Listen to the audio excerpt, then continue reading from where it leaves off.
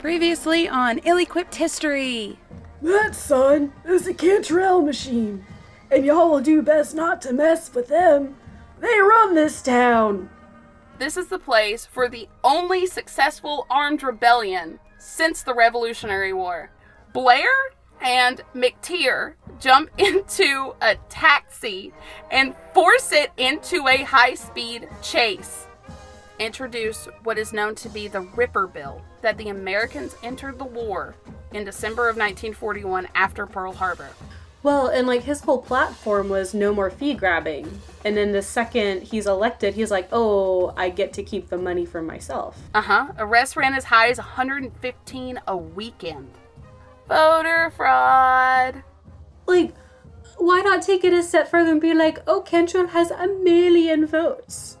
And with Cantrell now as a senator, his right-hand man as a sheriff, and the war limiting people's resources, there didn't really seem to be a way out of it.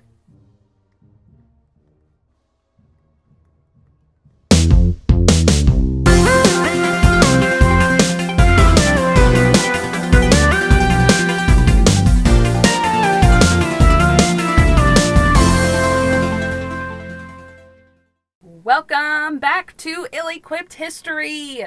We are Morgan and Emileigh, your beautiful hosts, who are not qualified to talk about history, and we're going to do it anyway. Hell yeah. So, how you doing, Morgan? I'm great. I am so ready to hear the rest of this crazy story that I didn't know as much. I had no idea it was this much. I'm really good at talking right now. Well, you heard the way that I did the first episode of this topic, and I just stuttered all over myself anyway. So, I'm still carrying the same energy, so sorry, audience. If you haven't listened to episode 1 of the Battle of Athens, go back. Pause. Do not listen to this one until you listen to that first one, because it's very important to know the backstory of what we're going to talk about today. But we are going to set the scene, we're going to do our little skit, and then we're going to get into what happened that day. Sounds good. Some GIs are sitting around the table at the VFW telling stories about the war when the conversation turns to local politics. My dad just told me that while I was gone, those damn Mansfield's deputies arrested him while he walked home. They looked in his bag and said his milk smelled funny. It was just milk. My sister said that they drug her date off the dance floor and arrested him. He was in and out of that jail so fast, he had enough time to go back and get her and bring her home by curfew. Of course, he was $16 poorer. Did y'all hear about that one boy last year? A sailor, I think. He was killed by one of those deputies. He wasn't even a real deputy. They swore him in right there at the bar. They even pushed the trial back. Hey y'all, are we gonna let them do this to us? We fought our asses off in the war to come home to another damn form of Hitler's regime. How about we get our own candidates and fix this shit? Hell yeah! Let's do it! We should probably keep this down low as much as possible, though. Y'all want to meet down at my barn tomorrow night? It's private enough. Good idea. See y'all tomorrow night. We're taking our town back. Hell yeah. So, we're back in Athens, Tennessee, y'all, in 1946. So, before we talk about what happened exactly on the day, we're going to go into a lot more detail than we did the other elections, because this one is the most important one. So, in the early days of the end of the war, like I said in the last episode, the veterans were coming home, and by early 1946, the streets of Athens, quote, overflowed with uniforms. And they overflowed with uniforms because wartime clothes rations were still in effect, and sometimes the uniforms were the only clothes that fit them after the war. Except for Jimmy Lockmiller, who stood out like a sore thumb because he got Hawaiian shirts when when he went to the Pacific. So he's just like this one dude walking around with Hawaiian shirts, and I just love that they made it a point to say that. In McMinn County in 1946, he's just wearing Hawaiian shirts. I love him. I don't think anyone wears Hawaiian shirts there now. No. No, I don't think they do. I don't think I've seen a single Hawaiian shirt until I, moved out of McMinn County. No, but damn it, Jimmy Lockmiller has his, and he earned that Hawaiian shirt, right. and he's wearing it. So the Cantrell forces were not worried one bit. In fact, the veterans were targeted by the sheriff because he knew that they had money because of coming out of the war, and they knew that what day the GIs got paid and would arrest accordingly. Oh, man. And the sheriff is Mansfield, right? Correct. Sheriff is Mansfield, who is under the control of the Cantrell machine. Cantrell is now a senator, and we'll get into all of, who is what and where in a bit, because it does change up a little bit. Now, Bill White, one of the GIs, recalled coming home from outer space, overseas. I was like, I said outer space. What does that mean?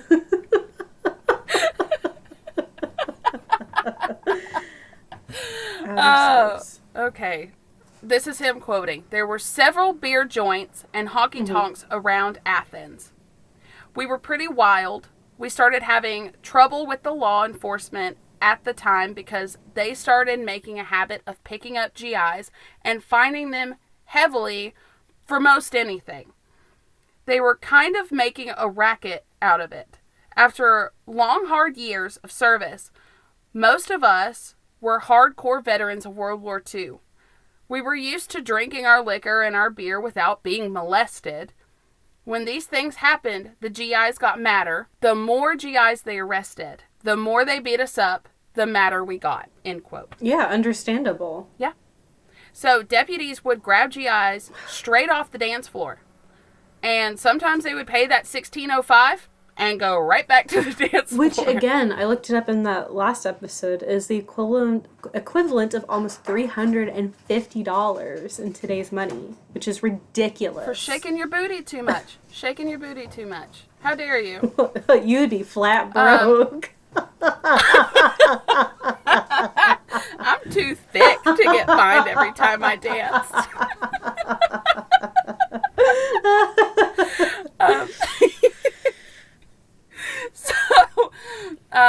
Anywho, sometimes the deputies would walk into a bar, and I don't know if this is efficiency or just pure laziness, but he would just walk into a bar and announce, "You're all drunk and under arrest." All of you. Everyone would then be loaded into police cars and taken to jail. And worst off, there were siren bandits, who were just law enforcement who would pull people over and then just rob them. And then have them go on their merry way. So, what would happen, I don't know if you get into this later, but what would happen if someone just didn't happen to have $16.50 on them or just didn't have it? I don't know. I don't know if they probably would have to call somebody and someone would have to come pay it for them. But, think if you're a traveler. Yeah. You're going to have money on you, but what if you only had $16.50 to get you home? Yeah. Now you have no money to get home. Right. Or, if you're just in poverty and you don't happen to have $16 on you. You better hope Mama has $16 because you're not getting out. And the longer you're there, remember, the longer you're there, the more expensive it gets. Yeah. Oh, I hate this so much. Because you're having to pay for every meal. Yeah. Ugh, I hate that so much. So we're backing up just a little bit. In September of 1944, Earl Ford, he was in the Navy. He was home after being at war for 16 months. Him and Luke Miller, another sailor, went to the Halfway Court, which was a bar 2 miles out of Athens on the Sweetwater Road. So on your way to Sweetwater, it was right there. Ford asked to use their phone, which was in plain sight, and they were told they didn't have one. So Ford and Miller were like, well, fine, fuck y'all. We'll just go home. Whatever. Ford and Miller got up and left.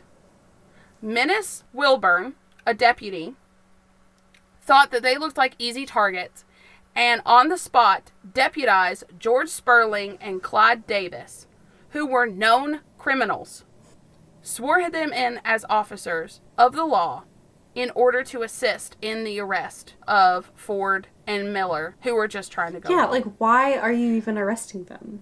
Because they look like easy targets. For drunkenness, because they were at a bar. So they followed the men into the parking lot. Sperling, one of the deputies, quote, clubbed Ford over the head repeatedly. Oh, no. And Ford raised his hands in surrender. Yeah.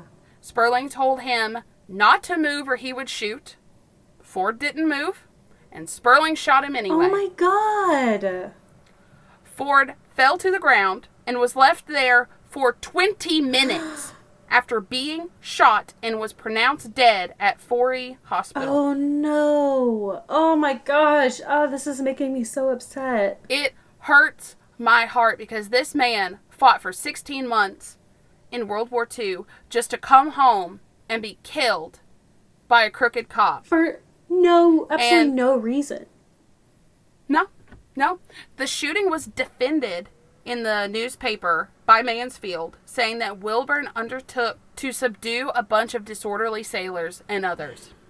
His funeral attracted, quote, one of the largest crowds ever to assemble in Decatur, and his epitaph read, quote, killed in the service of his country in Athens, Tennessee. Oh, I just got a bunch of chill bumps. I'm gonna cry. I know. And Ford's family pushed for prosecution. Yeah. And the trial was scheduled for October. Miller, his friend Luke Miller, was still in the hospital because he had been blackjacked by Wilburn so badly that he couldn't testify at the time. Oh my God. So he ended up living, but he was badly beaten. And then it was pushed again back to July. So it kept just getting pushed back and pushed back. So we will revisit this story later, but just know that this happened. And when did this happen? In September of 44. Okay. So right before, about a year before the end of the war, completely before a lot of the men started coming home. So right at the early times of when they started coming home. Tourist agencies at this point in about 1944 started advising travelers to just not to go to McMinn County. Yeah. Going as far as drawing a big red circle around McMinn County with in red ink and writing beware.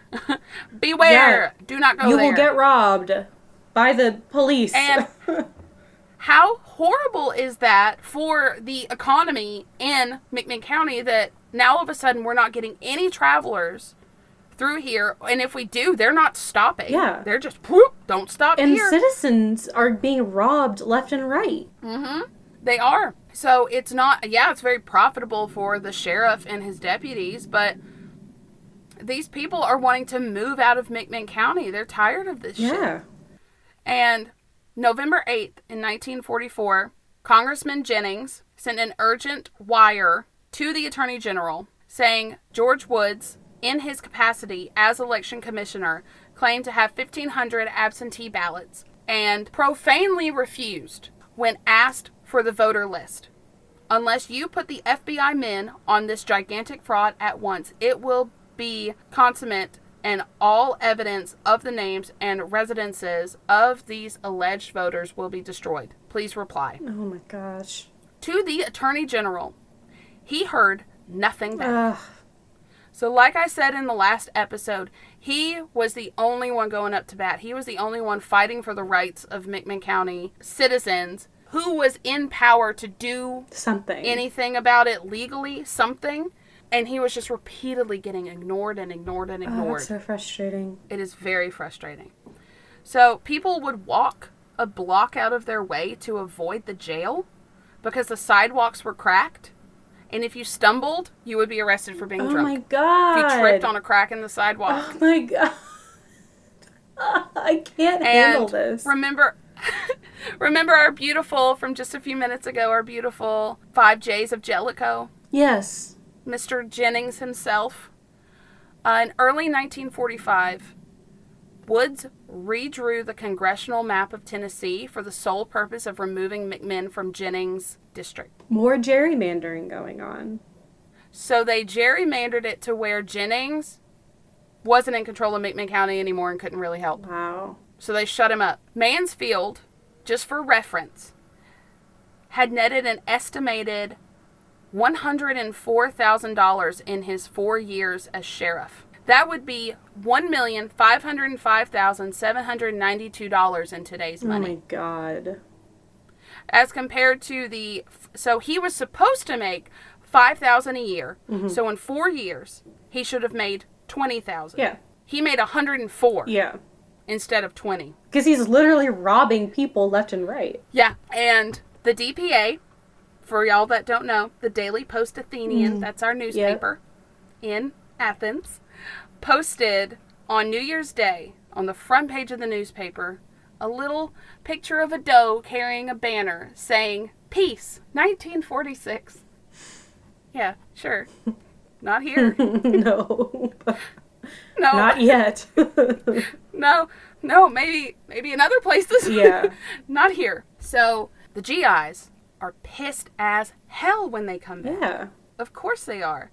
So Bill Grubb, which if I had to guess, would probably be like the father or grandfather of the principal when we were in high school.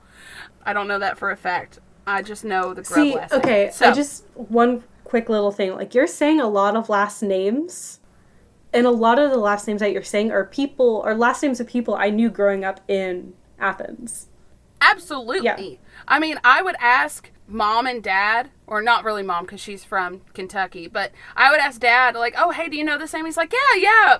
My dad used to talk about that guy all the time. Or, and I'd ask my in-laws, and they could, Nick's mom could tell me all about this stuff, and even Corey's dad and Nick's grandmother was a plethora, and we'll get into at the very end, we're going to get into, like, who was what in the families and stuff like that, because you will be shocked when you realize where these places were and all this other stuff. This is a good time to get out the map. Okay. By the way. Right, I'm getting out the map. So, Bill Grubb was a GI, and he was invited to come to the VFW. And for y'all that don't know what that is, it's the Veterans of Foreign Wars, like, meeting place. And the meetings used to happen in the courthouse. He didn't think that they had enough space in the courthouse for all of the GIs to meet. So, he sought out Paul Walker, who was Athens' mayor at the time. He did not drive race cars. He was Athens' mayor. There's like a tiny nugget in my brain. It was like, Paul Walker, that name sounds familiar, but I didn't even make that. Yeah. He did not go fast in cars. He was the mayor and the owner of the Robert E. Lee Hotel. Fun fact, Morgan, we took our prom pictures in the Robert E. Lee Hotel. Oh, we did. It's where Open Door was. Oh, wow. Okay. Yeah. If anyone digs through our Facebook enough, they'll find those pictures. Oh, God. Oh, we were both very tan. Very Mine tan. Was fake. Mine was real, but I had some real nice tan line where my bathing suit was. But anyway, so Paul Walker, the mayor, said that there was a room that had been used for the Prohibition in the basement of the hotel. It doesn't really get a lot of use anymore, so you're welcome to use that. Okay. And Bill was like, that's wonderful, thank you so much. So this is a place where they began to speak freely about war stories, because, I mean, as much as a loving wife or parents or children are, no one can really understand what those men went through other than the other men that went through it. And the book that I read went into great detail about some of the struggles of some of the people that went through it, and my heart goes out to those people. Yeah. And so they really started talking about war stories, and the topics really always came back to the local issues. And this is where they decided that they had enough. This is this is something that they can do something about. We're going to run. We're going to take our county back. And they decided to field a slate of their own candidates for the August election, but they kept it a secret because talking against anything Cantrell machine would get you threatened, beat up, everything like that. So they didn't even tell their wives or their parents or anybody until the last minute. This is the OG Fight Club.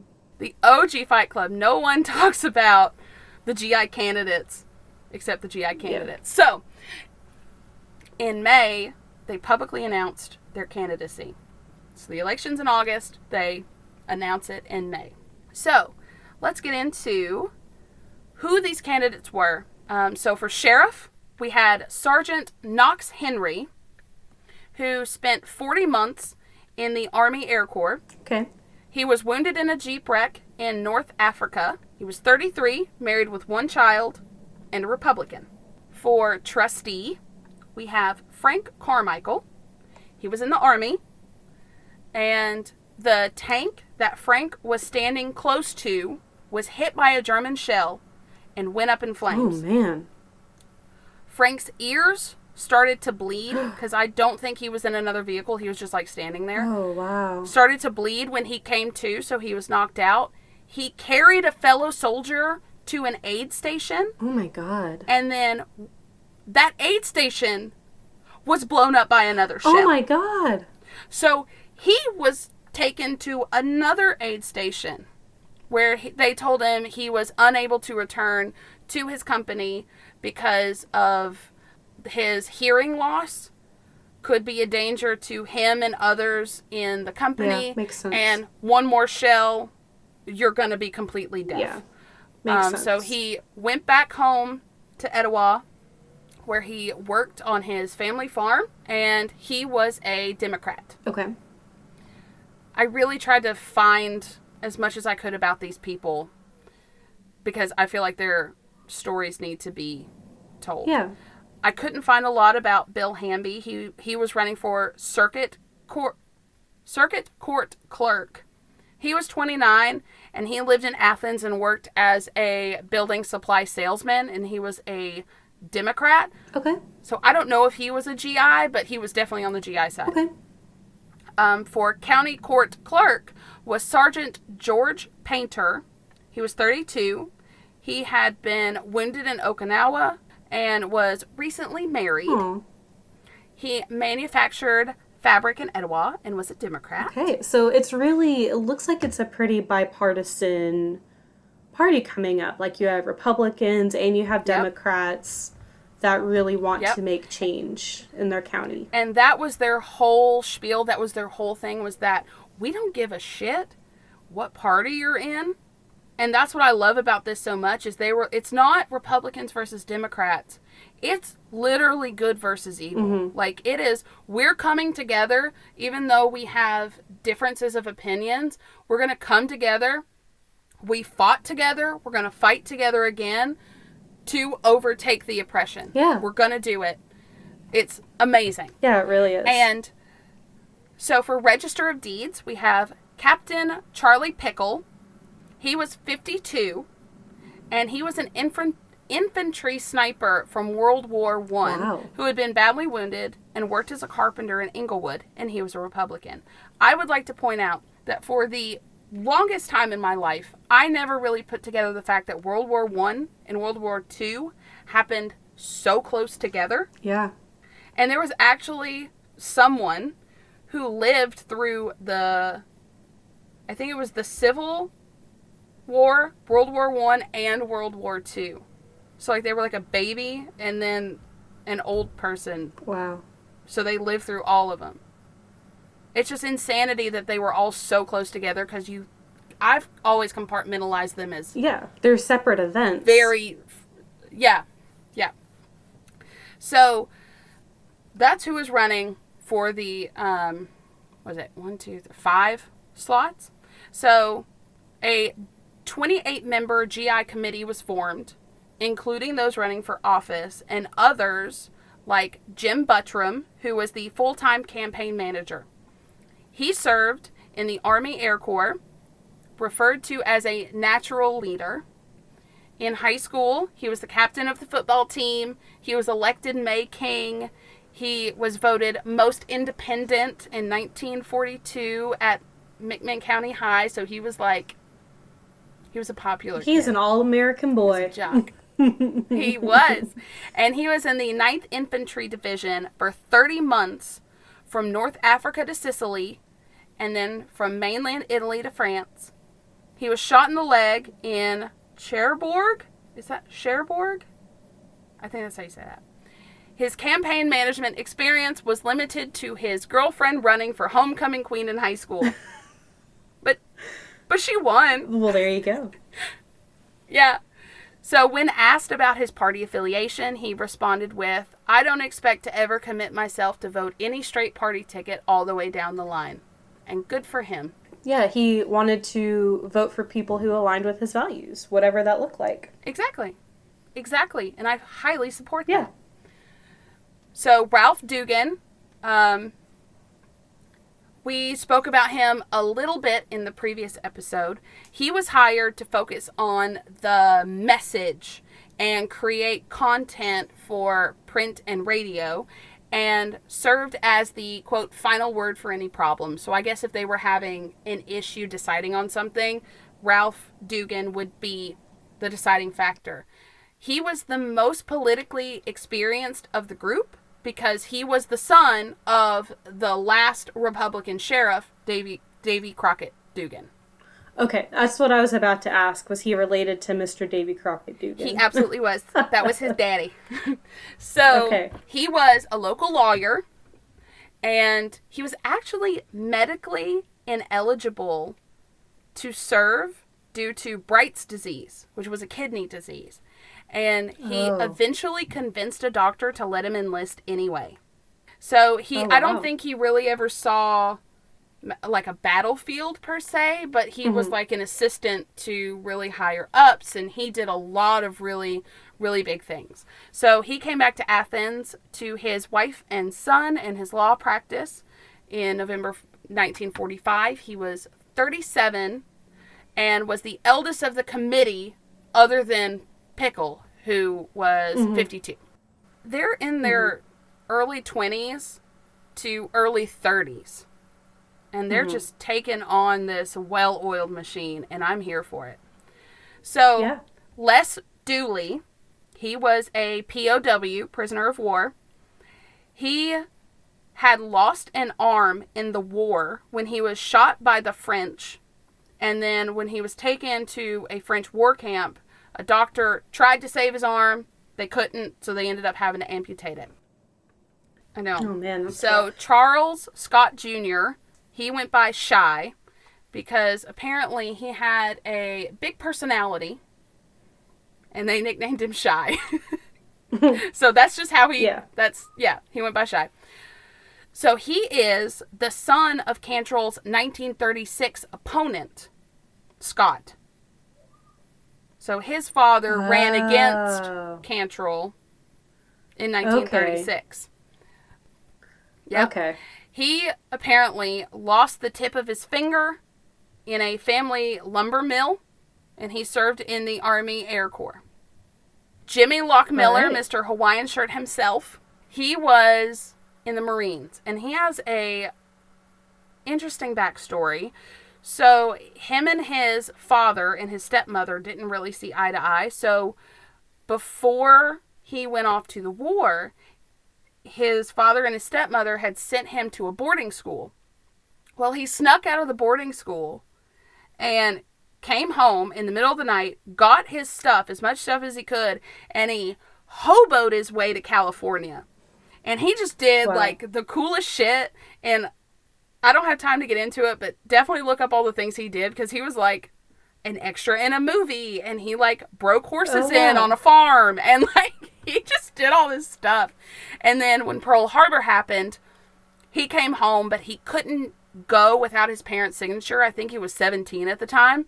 So he returned home to get his parents' signature. His parents were like, if that's what you want to do, here you go. So then he went into the Marines.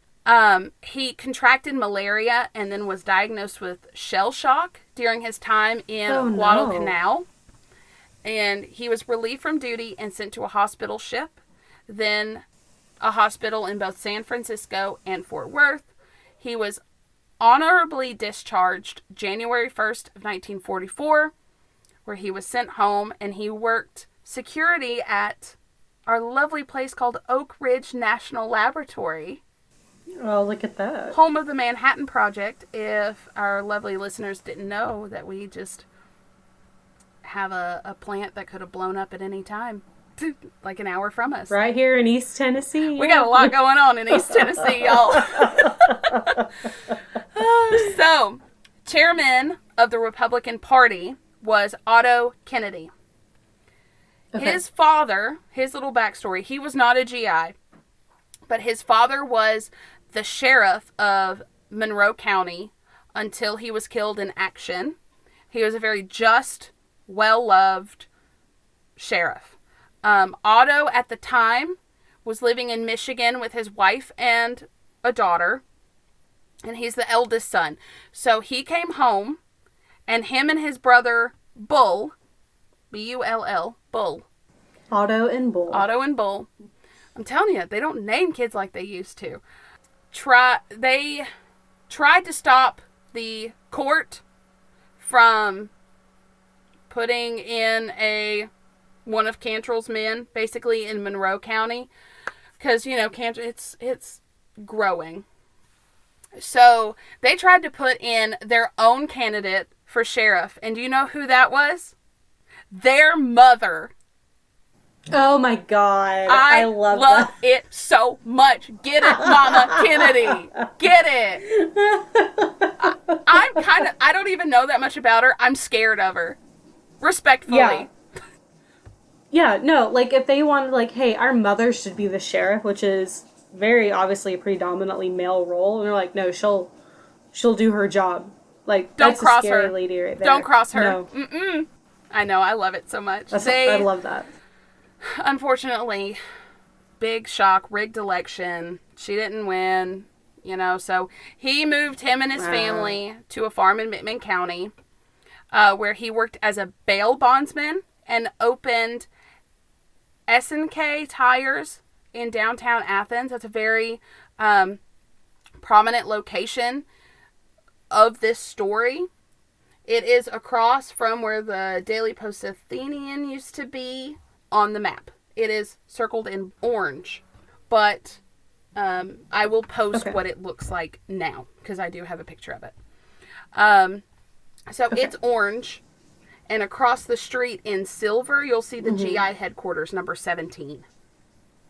So they're right across from each other. He was nearly 40 when the war broke out and wasn't drafted, and he didn't serve. He was very dedicated to the Republican Party and worked on his campaigns. He thought that politics were pretty much a matter of life and death. So he worked on all the campaigns for every previous sheriff candidate for the Republican Party since 1936. So that took him to becoming chairman of the county Republican Party. He was approached by the campaign committee and like, look, we need the Republican Party to support us if we're going to do this. And he was like, absolutely. I fucking got you guys. Y'all have the Republican Party support. We're going to do it. So meanwhile, there was some back and forth with like Otto Kennedy and Jim Buttram, because Bill White, who again was pretty much the only one to publicly tell his accounts. So a lot of the information that we have is from his point of view. So apparently Bill White was saying, like, we're going to have to fight fire with fire. We're going to have to fight violence with violence, pretty much. So Jim Buttram and Otto Kennedy were like, you're just going to get us killed. Like, I don't think that's a good way to do it. But it's probably not a bad idea to get some people to protect the election day, right? So Bill White formed the Fighting Bunch, which is, what they kind of nicknamed the people that fought that day. So it's May of 1946. We've got a couple months until the election, August 1st. So it's time to get down, boots on the ground. We got a campaign. So they informed the public that they were running as a nonpartisan party. We're just against the Cantrells. Yeah. Please vote for us, basically. The GIs took to the streets and back roads. These men are so used to being organized, split into groups. We got to cover all the ground. We got to do the things. They covered every inch of the county, and by the campaign, quote, there was hardly a voter in the county who hadn't met at least some of the candidates personally. Love that. Wow. They were going on every back road. They were hanging up signs. They were everywhere. They had, where it says the GI headquarters downtown, they had a big sign that said GI headquarters, phone 787, which still kind of blows my mind that was a whole phone number. Just 3 numbers. It's so easy to remember. 787. So people could call and talk to them if they had any accounts of voter fraud. They could call that down and stuff like that. And they really started getting heavily in on newspaper ads and radio ads. So they would broadcast on the radio. Let's see. This last bit of this quote is going to blow your mind. So the GIs broadcasted, quote, "Do you believe that every vote voted in an election should be counted as cast? Do you believe that the open gambling houses should be operating in McMinn County? Do you think that the voters of McMinn County owe Paul Cantrell anything more? Do you believe that 3 terms as sheriff, 4 terms as chairman of the county court, and 2 terms as state senator should satisfy Mr. Cantrell? Should a man be chairman of the county court and also sheriff of McMinn County? Do you believe that any man seeking public office should be forced to get the blessing of any man before getting permitted to run? Do you believe that the sheriff of McMinn County should make more than the vice president of the United States?" End quote. You're right, that did blow my mind. Blew your mind. The freaking sheriff of McMinn County was making more than the vice president. And they made some good-ass points. And I would also like to point out that at this point I said there were going to be some switcheroos going around. So, in this 1946 election, Pat Mansfield wanted to go and be senator, and Paul Cantrell was wanting to step down and come back to be sheriff. So they're switching. Just swapping. So they're swapping. So in this election, instead of running against Mansfield now, we're running back against Paul Cantrell. Which is really interesting that this is the year that everything would blow up. And apparently his family was horrified at the fact that he would step down. It's like, oh my God, you could have just kept going. Yeah, you were already a senator. Sky's the limit. But apparently what he said is he had home fires to tend to. Yeah. So maybe he was getting a little nervous. Well, things seem to be escaping his control. And that's his thing, right? Is he is wanting to be completely in control. So he needs to go back and fix it. Exactly. So we're running against Paul Cantrell at this point. The candidates began getting threatening calls at their home throughout the night and menacing postcards in the mail. Which, a menacing postcard in 2023 doesn't sound terrifying at all. But no, not really. No, I think it's kind of cute. Like, oh, you took the time. But back then, you're thinking of me. Oh, thanks.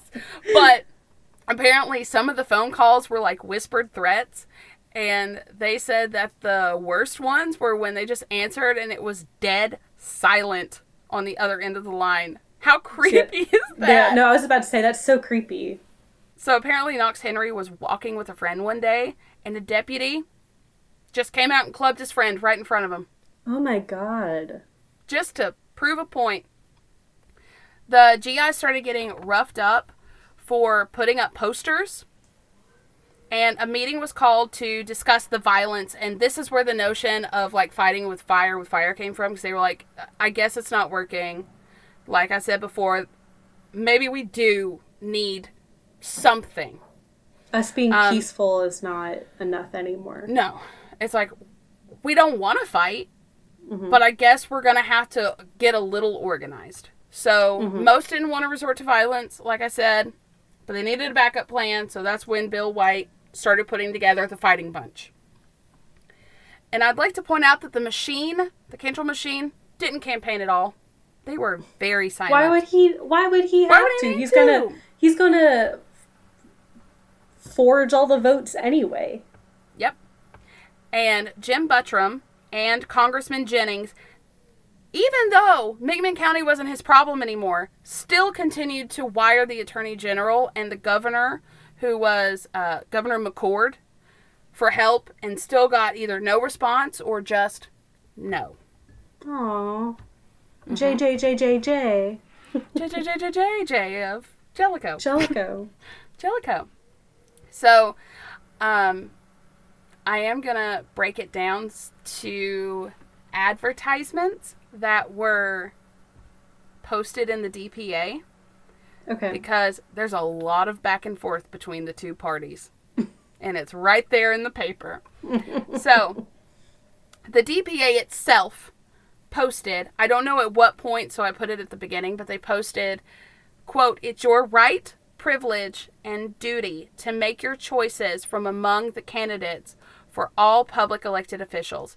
As free men and women, we also urge all qualified citizens to go about the exercise of their rights, duties, and privileges as they see fit in an orderly, peaceful manner. Vote Election Day. Watch how your votes are counted, and if you so desire, that too is your right." End quote. Beautiful. Couldn't have said it better myself. Go do the damn thing. And at the time, if you're having to hand count votes, sit there and watch it.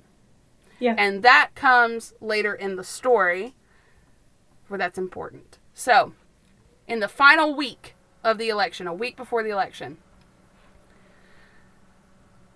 in the newspaper, Cantrell enumerated the accomplishments of the Democratic Party, saying, you know, we've been doing a great job. Bullshit. My pockets are so fat with cash right now. So obviously we're doing a good job. Yeah. Mansfield denied that 2 men arrested on July 30th with a shipment of liquor were deputies, even though they admitted they were, and they had been delivering, quote, election whiskey. They even had paperwork saying that they were deputies. Were these the deputies that were deputized in the bar? I don't think so. 4 years prior. But apparently, Mansfield had 16 full-time deputies and had deputized like 30 other people as just backups. So man. God knows who these people were. They also said that downtown merchants announced that all stores would be closed on Election Day to give employees the chance to vote. Yeah. Although this had not been necessary in previous elections. The merchants were perhaps following the example of the mayor of Athens, Paul Walker, who would be vacationing on Election Day. He's just not even going to show up. Wow. Hell no, that sounds like danger. Yeah, wow. So, Cantrell warned that the veterans had printed sample ballots with the intention of stuffing ballot boxes. the veterans offered a $1,000 reward for verifiable information about the election fraud and repeated a slogan that for weeks had sounded again and again from the car-mounted loudspeakers, which was, "Your vote will be counted as cast."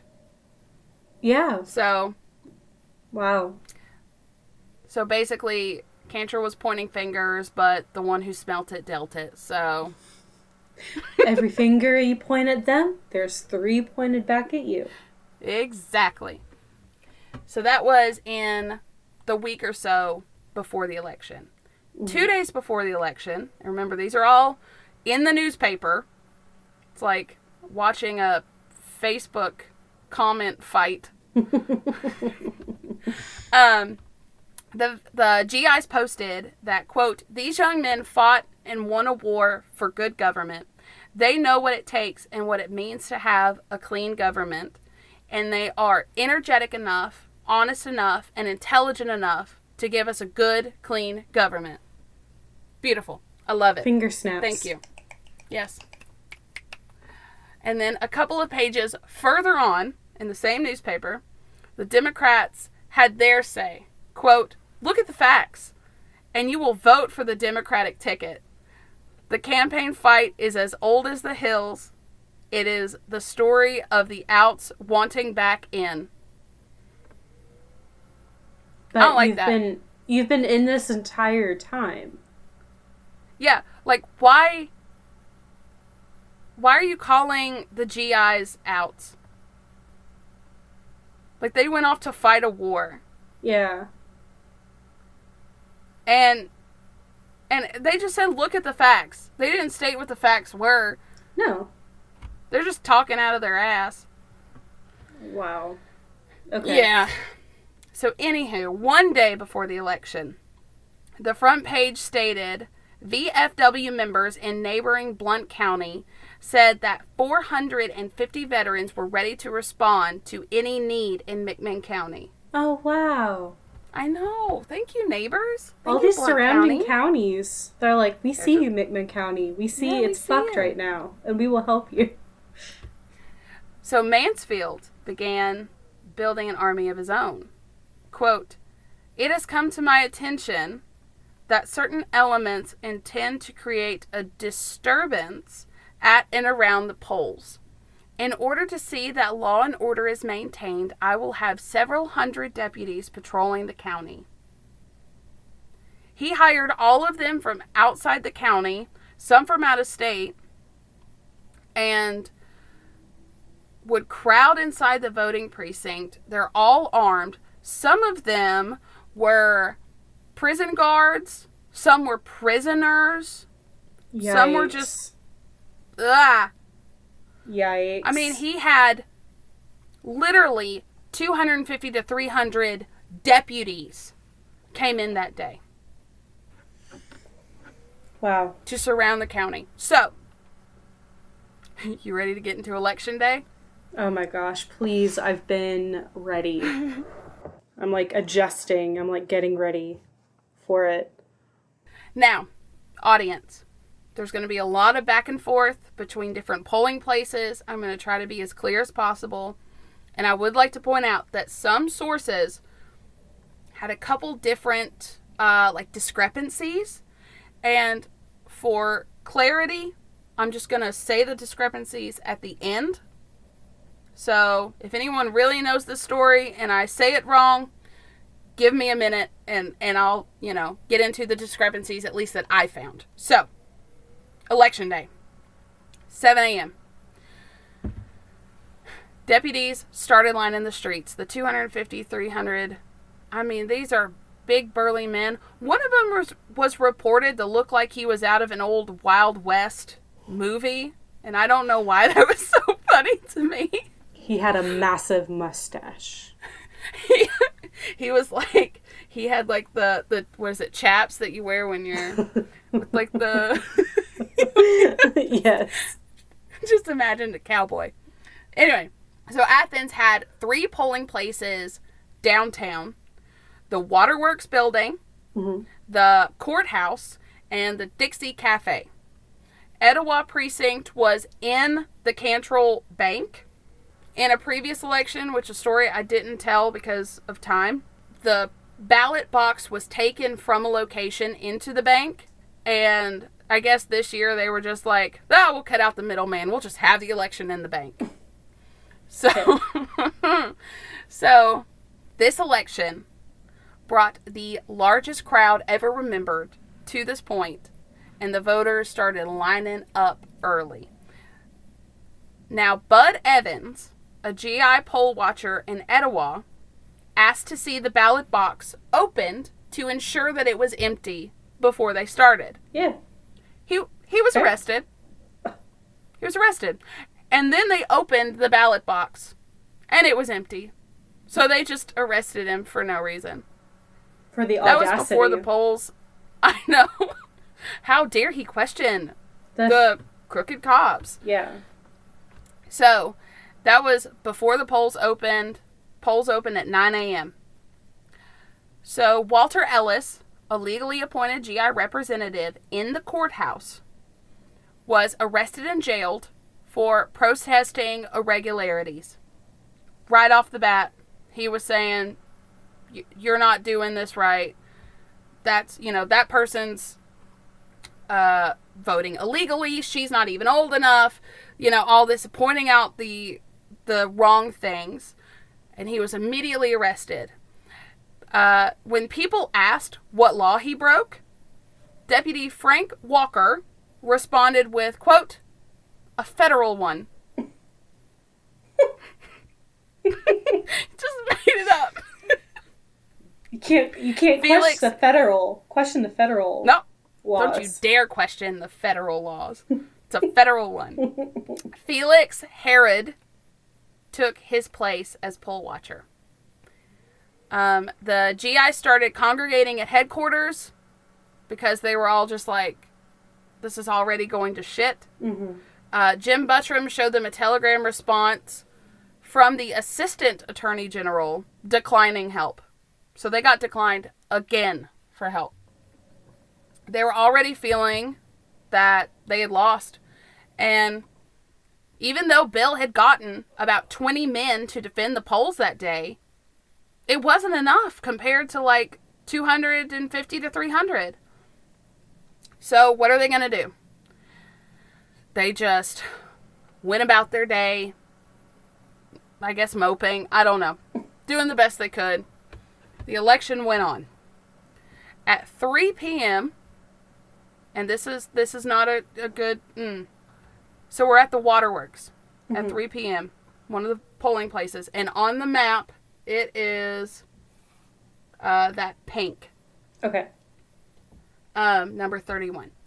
So, and I'm saying this for the listeners as well, because I will post this on Instagram so you can see it while we're talking about this. So, Tom Gillespie, an elderly black farmer from Union Road, went to the Waterworks precinct to vote. He took voting very seriously. Of course he did. I mean, his father and grandfather and people before him weren't able to vote, and he's like, damn it, I'm able to vote. I'm going to do it. I'm going to do my duty as a citizen. So he walked in the Waterworks to vote, and Deputy Wendy Wise told Gillespie, quote, "N-word, you can't vote here." Oh, man. And I hate that. Yeah. So Tom protested, and Wise struck him with brass knuckles. Oh, my God.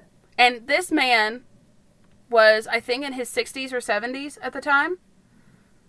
And so there were two stories as to what happened. I found two different stories, so I'm just going to tell them both. One source states that Gillespie dropped his ballot and ran for the door, where Wise pulled his pistol and shot him in the back as he reached the sidewalk. Oh, no. Another source says that he was thrown out the front door after getting hit with the brass knuckles, and then he came back in and leaned against the wall as a silent protest against what was happening. And that's when Wendy shot him in the shoulder after saying some other colorful words I'm not going to say on here. Either way, he got shot. I will like to say he lived. Okay. He did live. That look on your face was sad. No, I needed to tell you that. I know. I think, thank you for telling me that, because I You're was welcome. like, he's been voting this entire time, and then in this one election, they're like, nope, you can't anymore. Like, that's so... Yep. And all because of the color of his skin, which is disgusting. Yeah. So, either way, he was a beloved member of this community. Yeah. People were pissed. I mean, one, it made everyone panic. People were running down Jackson Street because Waterworks is on Jackson Street. So they were running out of Waterworks because they're like, oh God, people are getting shot now. Yeah. And then, oh my God, they just shot Tom. We love Tom. So everyone was mad. And he's an old man. He's an old man. They took him to the jail first, asked Mansfield what they should do with him. And then Mansfield was like, just take him to the hospital. Jesus. So dismissive of a man's life. Oh my gosh. Oh, Tom. Yep. Tom. He lived. He lived, though. He was so fine. glad. I'm so glad. Me too.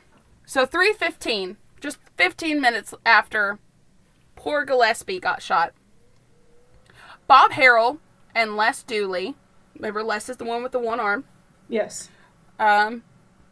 were the GI watchers at the Dixie Cafe. So we're now at the Dixie Cafe. Menace Wilburn was the officer of election at this location. Remember, this is the one that deputized those people at the bar that ended up with the sailor getting shot.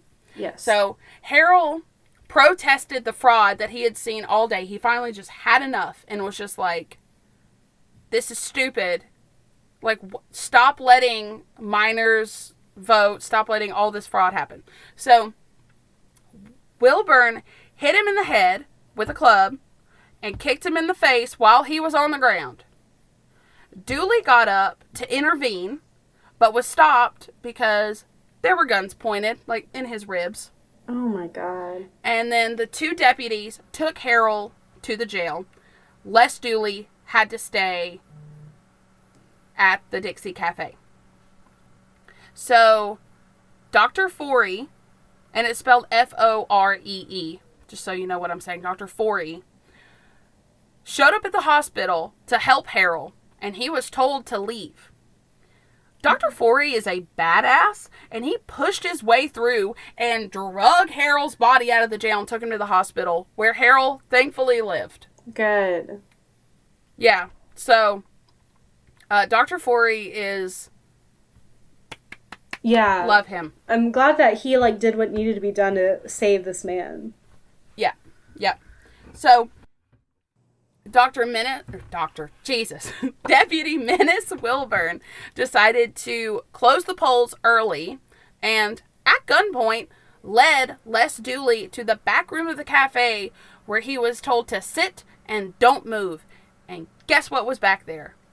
A bunch of empty beer bottles. So they just been drinking the whole day. Oh, wow. That's not good. Yeah. So the Dixie Cafe entrance was in an alley, and both sides were blocked off by police cars. Oh, man. So Dooley's trapped in there. Yes. So, right before 4 p.m., we're going back to the Waterworks.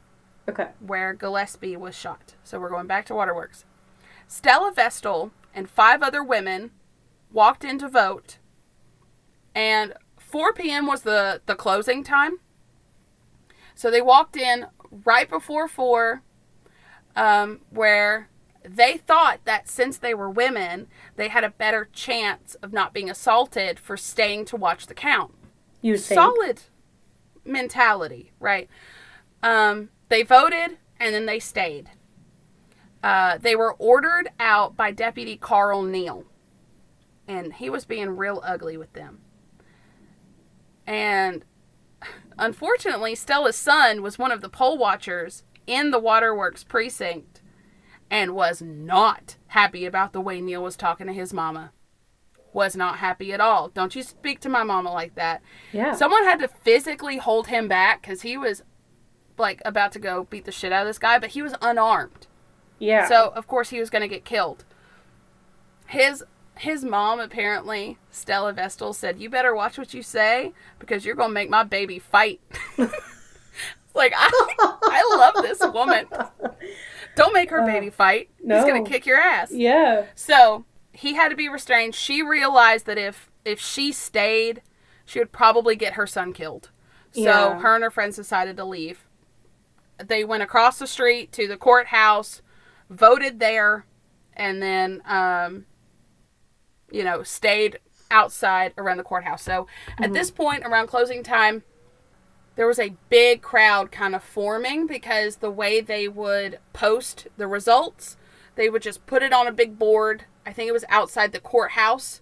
And so if you wanted to know the results as soon as possible, you either listened to the radio or you just stayed and watched as the numbers went up. Okay. So, closing time, 4 p.m.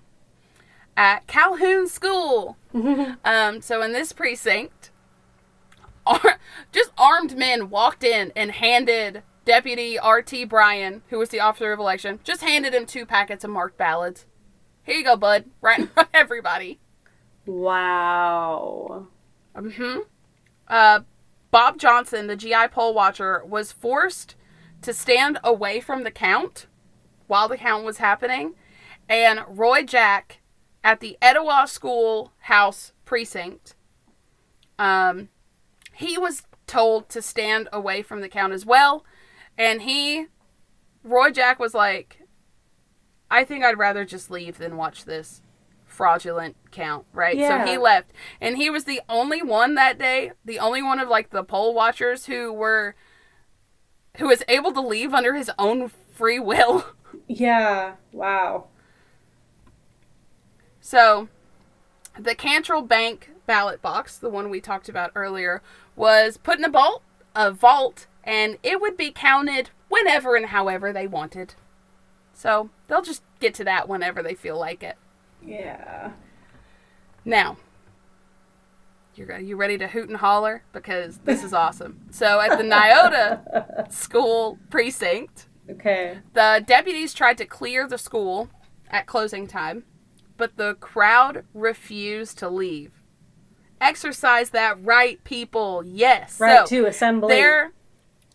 Their numbers grew to nearly 80 Nyotans. Wow. And they stood together demanding a fair count. Demanding it. And the deputy said, fine, they won't count anything. And the crowd was like, the hell you won't. And the crowd made them count it correctly. Love it. Because they were outnumbered like 80 to like 2 or 3 or something like that. Nice. And Knox crushed Cantrell 696 to 249 in that precinct. Wow. With a fair count. Yep. So, woo, go Nyota. I know. I can't believe 80 Nyotans gathered together in one place. I know, right? No shade That's on like- Nyota. No shade on Nyota, but that was like almost all of Nyota back then. So. It just wasn't a lot of people. Okay. So, Waterworks. Back at the Waterworks where Gillespie was shot. Mm-hmm. Ed Vestal and Shy Scott had been seized and held hostage inside the Waterworks building by Wendy Wise and another Cantrell deputy, Carl Neal. They were told to sit across from the person counting and were threatened when they tried to leave. Wow. Okay. Yeah.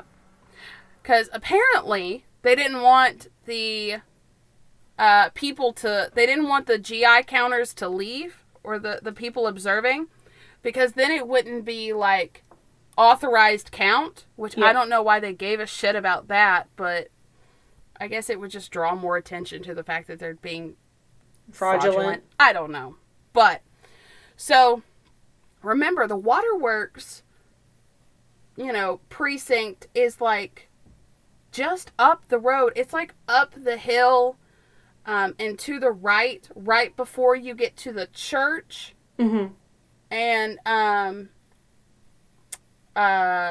like right before you get to the church that sits on Wesleyan campus. Yes. So it's just like a block away from the courthouse. So Yeah. people are gathering, and hundreds of people are just downtown, which downtown is not very big. So people could see through the front windows what was happening, and that the GIs were being threatened, and they had to sit and they couldn't watch the count. And apparently they roared with anger, is what the source said. Quote, roared with anger. They were pissed. So they realized that they were being threatened. They needed to get the hell out of there because it was just, it wasn't good. Mm-hmm. They were way outnumbered. And apparently Ed Vestal and Shy Scott, like, their families were trying to get them out. And then their families were being threatened in the streets. So Scott was like, he was an airman, and one of the sources said that he knew when to eject out of a situation, and I'm like, okay, I guess you would. And you said his last name's Kestrel, right? Vestal. Oh, okay. I was, because, like, Vestal. a kestrel's a type of bird, so I was like, yeah. Oh my gosh, okay, sorry. Continue. No, you're good. So Shy Scott decided he's getting the fuck out of here. So he shot out of his chair, used the desk as a springboard, and just ran into the glass door, hoping it would break. Oh. It didn't. Oh, no! So he bounced off the door. But the deputies started coming at him with brass knuckles, and Scott was like, hell no, and he broke through it the second time. Okay, good. And with Vestal hot on his heels, so I'm sure Vestal helped push him through. So they jumped through this front window, into the street. They're on their hands and knees in, like, broken glass. And they put their hands up, and they start walking away. Yeah. There's a big crowd outside. Yeah. And these deputies, jump out, they come outside too, and they've got all their guns pointed, and the crowd is so mad. But they're like, we don't want to get shot. We don't want them to get shot. So everyone's just, like, at a standstill. Mm-hmm. Everyone's yelling. And the crowd's yelling, like, don't shoot, don't shoot. And the deputies are like, you better get your asses back here right now. And they're like, hell nah. So the GIs just, like, with their hands up, just slowly start walking towards the crowd. The crowd starts coming closer to them and, like, absorb the GIs into safety. Yeah. So they get away. Okay, good. And one GI is said to look at another, just in the crowd, not the two that just escaped, but they were just like, let's go get our guns. This is bullshit. Oh, man. So the crowd apparently started to taunt the deputies, saying, put down your guns and meet us man to man in the street. We'll beat the hell out of you. Oh, my God. Yep. And meanwhile, the ballot box was taken to the jail to count in private, of course. Mm-hmm, mm-hmm. And I would also like to point out that this is just 4 o'clock. You mean it's not only 4. 2 a.m.? No. Oh, God, no. No, we're just getting started. Oh, man. So, at 5:30, you're not going to believe this part. The craziest part of almost all of this. So, Otto Kennedy, they're back at the Escanay garage. SNK? Escanay? SNK. I don't know why I said Escanay. Anyway, so they're back at Kennedy's garage. And the GIs are just pissed. They're like, we've lost the damn thing. It was taken. They're discussing their options when 2 deputies come up to the garage. Otto and his brother Bull, who was a big, burly man who was not always on the right side of the law growing up, and a few other GIs were like, fuck you. Mm-hmm. And beat the shit out of those 2 deputies. Oh, my God. Disarmed them, restrained them, took them as hostage, threw them on a coal pile. Wow. 2 deputies. A little while later, 2 more deputies come to see what happened to the other 2 deputies, right? Same thing happens. They beat the shit out of those 2 deputies again. Disarm them, take their shit, tie them up, put them on the coal pile. Well, the crowd outside the garage gets a little rowdy, and they're like, what's going on? So they poke their heads back out. 4 more deputies Oh my god. come up with their pistols drawn, and they get the shit beat out of them. Oh my god. And 1 runs away, and the other 3 get drug inside. So they now have 7 hostages in just this garage. Yeah. And the crowd starts to demand that the GIs kill them. Oh, wow. Just kill them. Kill them. We're tired of their shit. Get rid of them. Thankfully, after a while, the crowd starts to disperse from that area. And some of the veterans leave, not wanting anything to do with murder. And the small group that was left ended up, they didn't kill them, but they definitely took them about 10 miles into the woods, beat the shit out of them again, and then chained them to trees. Oh my god. This is wild. I told you. I just kept getting further into this rabbit hole of like, what the fuck is happening? So, Otto Kennedy left. He was just like, oh shit, this is insane. He left with his brother and son-in-law to go, what he says, to go get more ammo. Okay. We don't really see much of anything of Kennedy for the rest of the night. So I don't know if that's what he did, or he was just like, I don't want to be caught up in this. Jim Buttram, he didn't want anything to do with this. And Shy Scott didn't want anything to do with anything going on now. He narrowly avoided death. Yeah. So him and Jim Buttram, yeah, I don't blame Shy Scott at all. Because, yeah, you're right. He was the one that just broke out of the waterworks. So he was like, I'm done with this. They got out of town for the night. Honestly, don't blame him. That left mostly Dooley, Vestal, and Self, who was another GI, to go down to the courthouse because they had GIs who had been taken hostage in the courthouse as well. Wow. They were all taken hostage, except for that one dude. So they went down there and demanded that the hostages be let go. Deputy Bill Bradford said no, and that they needed to stay and witness the count, or the count would be null and void. They demanded to see the hostages to make sure that they were okay. Bradford agreed, let them see them, but only at gunpoint, of course. Yeah. At this point, I would like to point out that Deputy Bill Bradford is the man that raised Nick's grandfather. He was Nick's grandfather's uncle. That's wild. Yeah. I was like, hey, Nancy. They referred to him as Papa. I said, look, I found Papa. Wow. In this book. Uh-huh. Wow. Yeah, and I'll tell you a little bit more about his account later. It's not a lot, because again, these people did not talk about what happened. So was he like Nancy's uncle, or Nancy's great uncle. okay. So it was Nancy's father's uncle.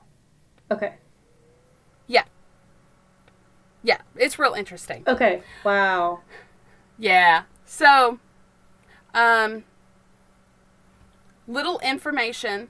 Cantrell's forces had calculated that if they could control the 1st, 11th, and 12th precincts in Athens and the one in Etowah, the election was won. So the ballot boxes from the Waterworks, which was the 11th, the Dixie Cafe, the 12th, were safely in the jail. The voting place for the 1st precinct, the courthouse, was barricaded with deputies. 4 GIs were held hostage there. And Paul Cantrell himself had Etowah under control. So, at 8:35,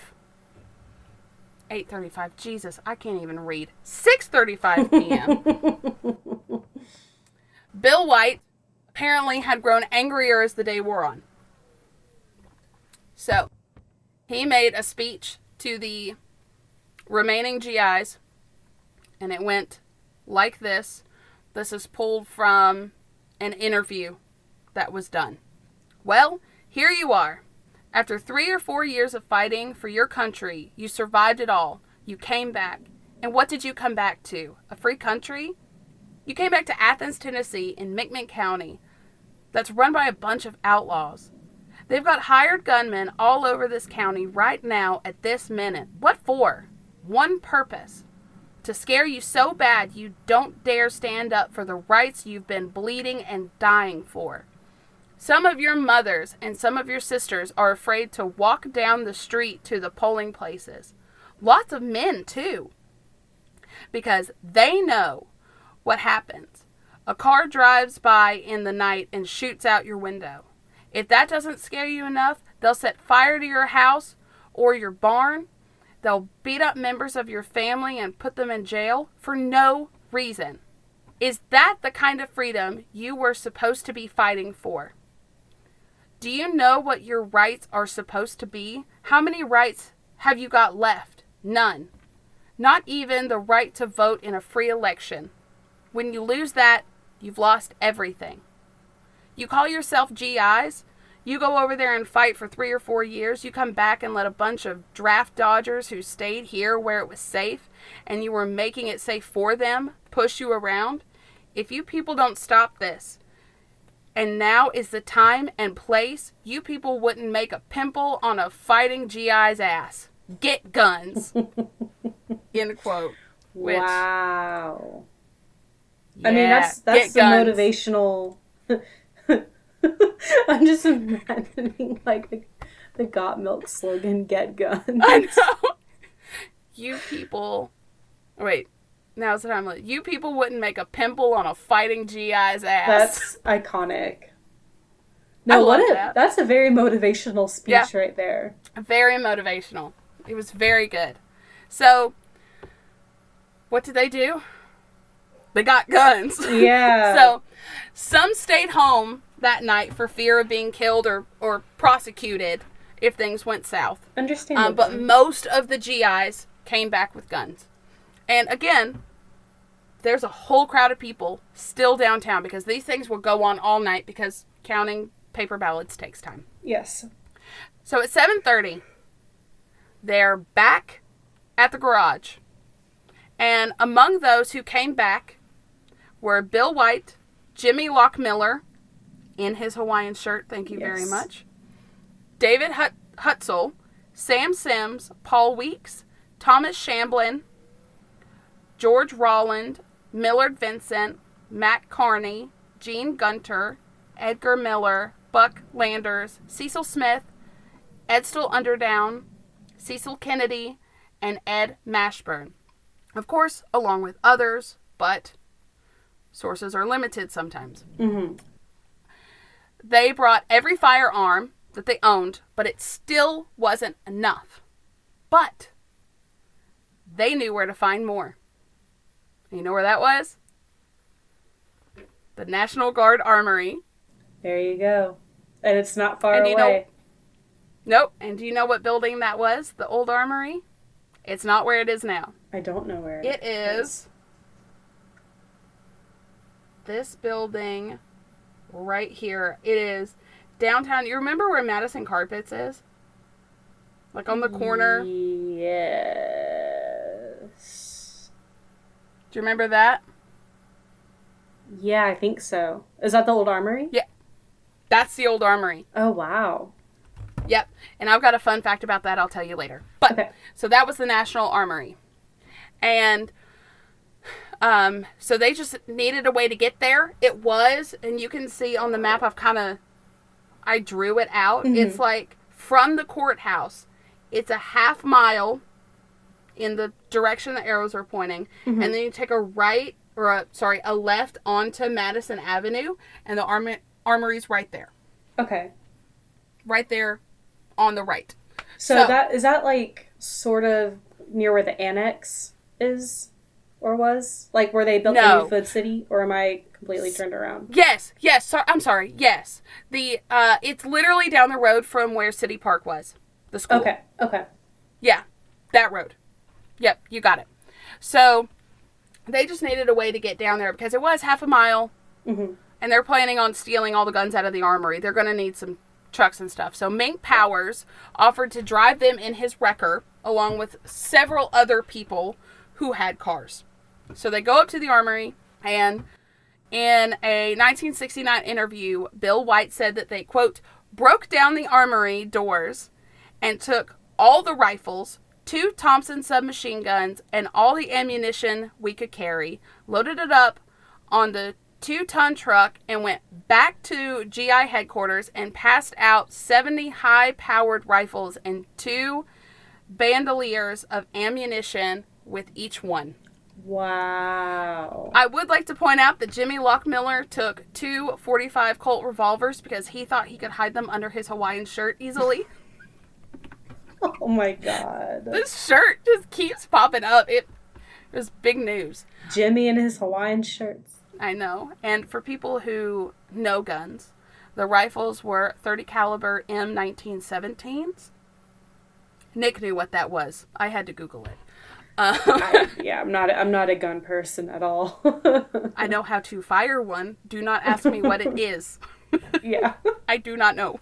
So, they had all this ammo, all these guns from the armory. Apparently, the caretaker of the armory was there, and the dude was just like, I don't see shit. It was like, oh my gosh. Huh.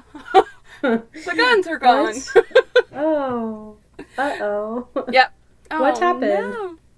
Darn it. So, by 8:45, Cantrell and Mansfield were back in the jail. And about 50 deputies were locked inside with them, and they were going through these ballot boxes. So did they even know what was happening, like, a block away? Not a single clue. Wow. They thought they fucking had it in the bag. And Wow. I actually wrote this next one. It said, if Cantrell's men had been a little more worried, they might have spotted some shadows slipping up the embankment directly across the street from the jail. Oh, shit. The GIs had moved into formation, and they surrounded the jail. Yeah, I'm sure they were using everything they learned fighting in fucking World War II.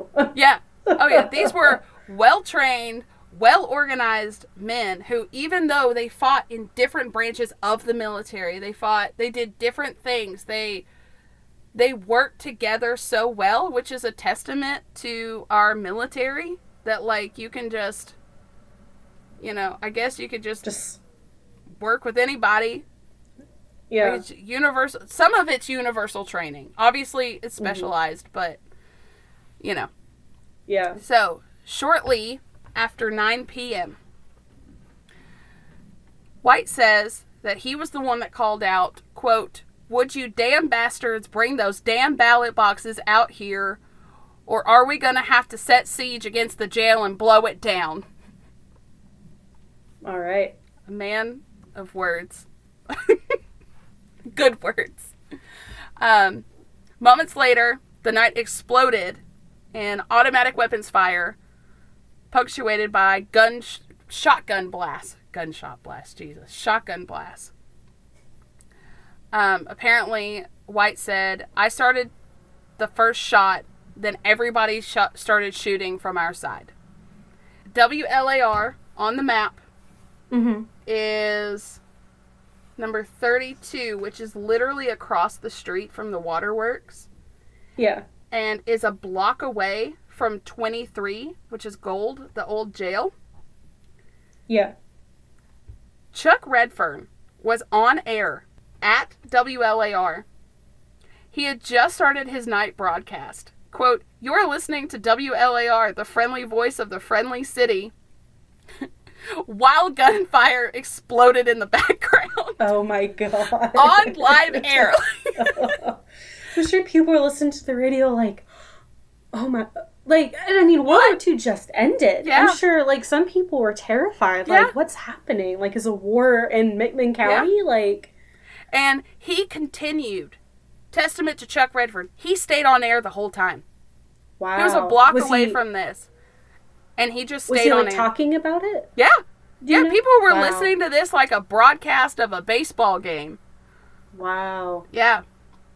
So there was still a large crowd waiting for the final count, and people started running for cover. They were hiding behind trash cans, getting under cars. They were Yeah. panicking. Fair enough. Yeah. They don't want to get shot by stray gunfire. One person said, what was the quote? A stray bullet is just as deadly as a perfectly aimed one if it hits you. Yeah, duh. Yeah.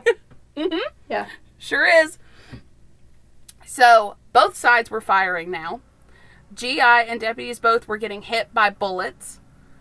Bill Grubb was scouting out for more ammo for the GI position at the time. So, people were getting hit left and right. Everyone's shooting at everybody. A little bit of chaos. And then the GIs shot out the street lights surrounding, so the deputies couldn't see them as well. They started going into neighboring buildings, shooting out of windows of people's homes. Insanity. Yeah. Yeah.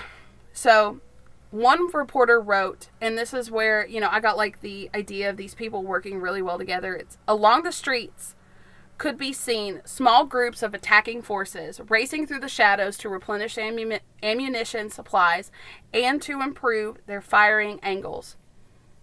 They were doing what they had learned in combat, putting the target in crossfire. Mm-hmm. Remember, this is an active jail. People are in the jail cells right now. Some of them not GI or anything related. Just people They're just in jail. In jail. And one source said that Jack Brown was scared to death, lying on the floor of his cell, lamenting the drunken bender that landed him in jail the night before. Oh no, Jack Brown. He was probably laying there thinking, I'm never drinking again. I swear to God, I'm going to be sober. Those poor guys. And, like, obviously from what has been happening in that town, like, it's very unlikely they were actually criminals. Yeah, probably they not. were probably, half of them are probably dragged in off the street being like, give me my 1650. Yeah. Like... I mean, it sounds like Jack Brown was actually drunk, but that doesn't mean he was doing anything to, like... Yeah, he's just in the drunk tank. Just let him live his life, people. Anyway, another person in the jail was Wendell Phillips, a Florida man. He's from Florida.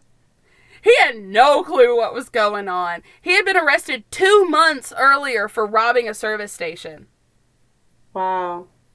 They're just dragging their asses trying him, I guess. And he was just like, what the fuck? Where's all the gunshots coming from? What is happening? Oh, man. And remember, we've still got Walter Ellis, Bud Evans, and Howard Thompson in the jail as hostages. Yeah. So the shooting began to slow down a couple hours on. Everyone was kind of running out of ammo. They were trying to save their ammo. And Alan Stroud, broadcaster for WROL, said, quote, "No one knows how many are injured, but the crowds are mad. It is one of the greatest dramas in our time. The office here is in total darkness, and the people on the street below are talking loudly and laughing. Not because they're glad, but a nervous, hysterical laugh. Because, yeah, shit's going down in their hometown." So, this is one of the funniest things. So, apparently, the bus that goes from Chattanooga to Knoxville and back, that's its route, pulled up to downtown Athens somewhere between 9 and midnight. And apparently he, like, pulled up to the bus stop and, like, opened it like it was normal, heard the gunshots, yelled, "Oh, hell!" and then sped off. Oh, hell! Appropriate response. Oh, hell. Oh, hell! Oh, my God. And a deputy yelled from the jail, "We have 3 GI hostages and we'll shoot them if the attack is not called off. The GIs responded by firing at the jail. Knowing that none of the hostages wanted to be the reason for a failed mission. Right. I mean, yeah. So, midnight. Midnight rolls around. So, early in the shooting, around 9 o'clock, Constable Bryant Sharp had tried to run from the battle, but was badly shot in the leg and spent the next 3 hours in no man's land. He was able to get to the Forey Hospital. GI Cecil Smith knew Bryant Sharp and met him at the hospital, knowing that he would need a blood transfusion to live. So Cecil sat next to his enemy, arm to arm, getting the transfusion to Cecil, to Bryant, so he would live. And if that's not a testament to, like, these people are trying to do the right thing, then I don't know what is. The National Guard in Cleveland were finally called to aid the deputies. 6 hours later. Yeah, and would be down in an hour or two. So they're coming to help the people in the jail. Yeah. Because those are the government officials. Right. So, as the uncertain battle drug on through midnight, the GIs were like, "Oh, what have we done? Oh no!" Yeah. Like, what if we are arrested? I don't want to spend the rest of my life in prison. Like, so they knew they had violated so many laws that night. Mm-hmm. And if Cantrell wasn't stopped before his rescuers arrived, they were royally fucked. So, yeah. And the rumors that were going around compounded their fears. So that the National Guard was on their way. The state troopers were here. Birch Biggs from the neighboring county, who also was a tyrant, was coming to the aid. None of which, except the National Guard, was true. It was just rumors. And George Woods had telephoned Biggs earlier that night for help. And this was another one of those, like, I found it in one source, I didn't find it in another source thing, but I'm adding it because it's funny. So apparently, Biggs wasn't there, but his son, Broughton, took the call. Broughton's answer was, "Do you think I'm crazy?" And, like, hung up, like, "I am not coming down there. I'm not sending anybody down there." And apparently then Woods was like, "Bye, I'm out of town." So he skipped town, saving himself. So, eager to end the battle, some of the GIs made Molotov cocktails, while others went to the county supply house for dynamite. The cocktails did very little damage. So, 1 a.m. rolls around. We're going to put a pause on Athens, and we're going to look at Sweetwater real quick. So, apparently, Knox Henry had received an anonymous call that a group of deputies and murderous people were on their way to kill him, because he can't win the ticket if he's dead. Right. Oh, man. So, he left his home and escaped to Sweetwater, hoping to get away, save his family, that kind of thing. They can't find him there. So that's where the local night policemen hid him in City Hall, while the murderous deputies group ransacked a hotel where they thought he was. Wow. Okay. The locals learned, because, I mean, you're literally going room to room in a hotel, waking everybody up. So the locals learned about what was happening, and, led by the mayor, surrounded the city hall, armed, ready to protect Knox Henry. Oh. So they they were like, "Fuck you, you're not getting him, go on somewhere," and the murder party gave up and left. Wow. Yep.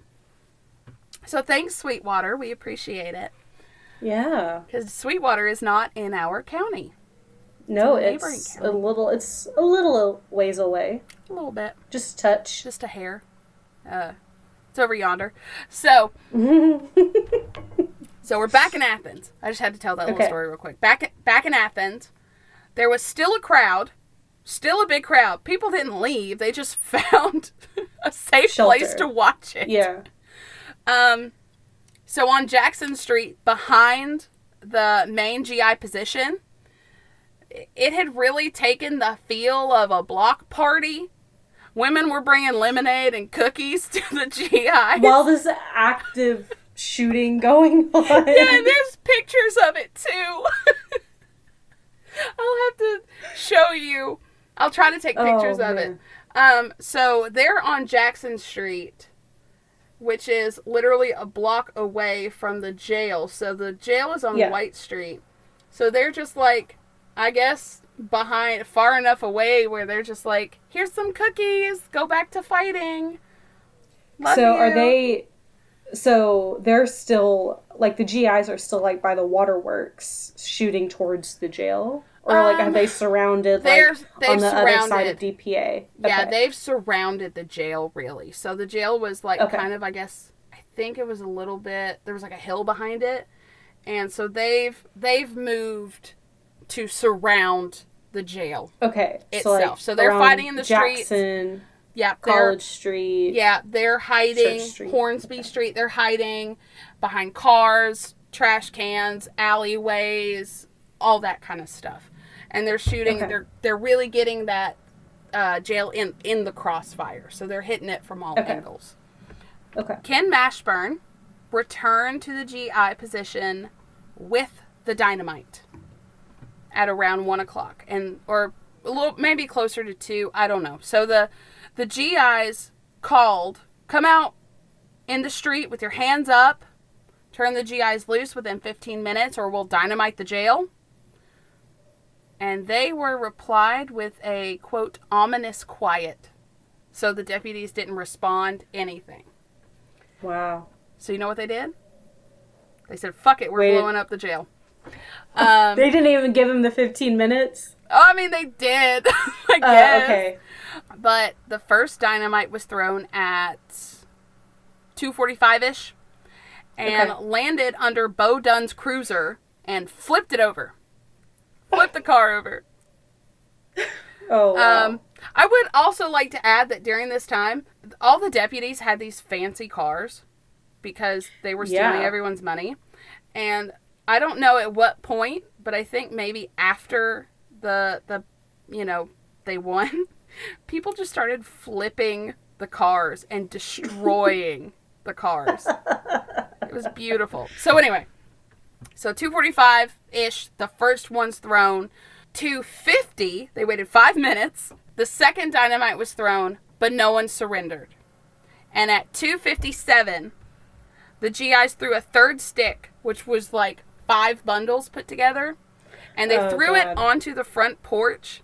And the blast was so much louder than the rest of them. And it was so big, it blew the porch off its foundation. Oh my God. And it was said to have bounced the needle of Chuck Redfern's recording device from a block away. Wow. Mm-hmm. And the deputies started yelling, "Stop that blasting! We give up! We're dying in here! Quit shooting and we'll surrender!" Wow. Yeah. Yep. So, the crowd let out, quote, roars reminiscent of a college football game audience during the perilous moments of a third quarter period. Now, us Southerners know how loud college football games get. Oh, yeah. Mm-hmm. Yes. Yep, because football is life. So, the deputies who had barricaded in the courthouse, they even surrendered. They were like, please don't blow us up, too. Wow. And the captives just, like, walked out unharmed. So, that's good. I'm glad that they were not injured. All the deputies, they came out with their hands up, but guess who was missing? Mr. Cantrell. Mr. Cantrell and Mr. Mansfield. They were both missing.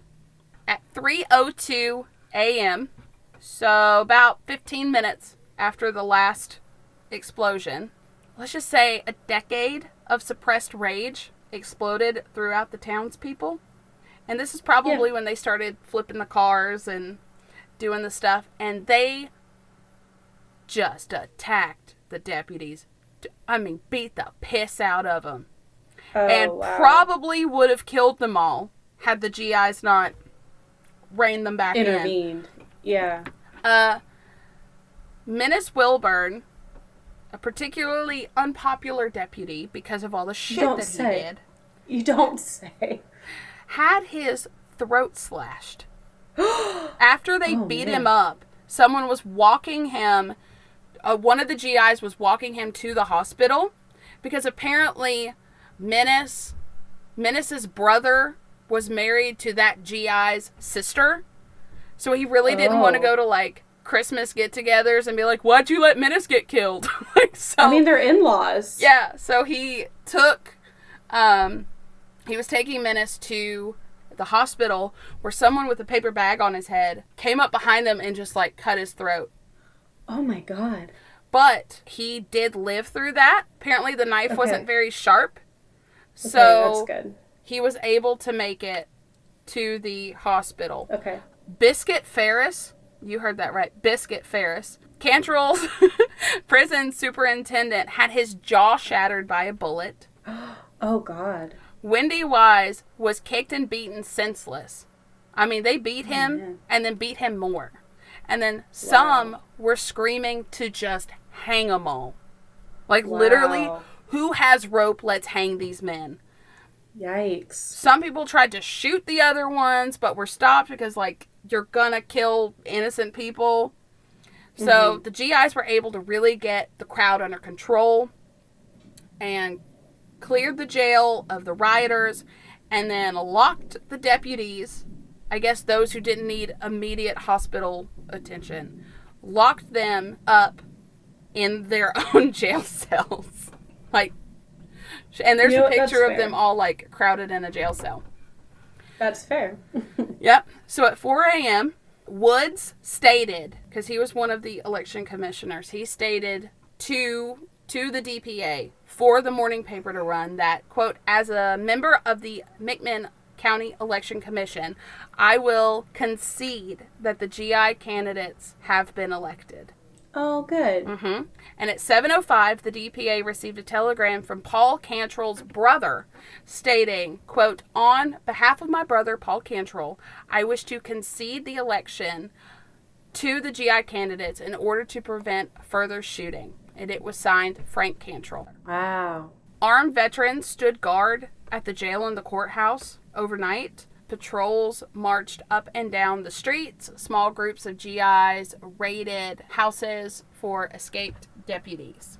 Okay. So the battle's over. 7 a.m. They kind of just disperse into what they're hoping to be anonymity.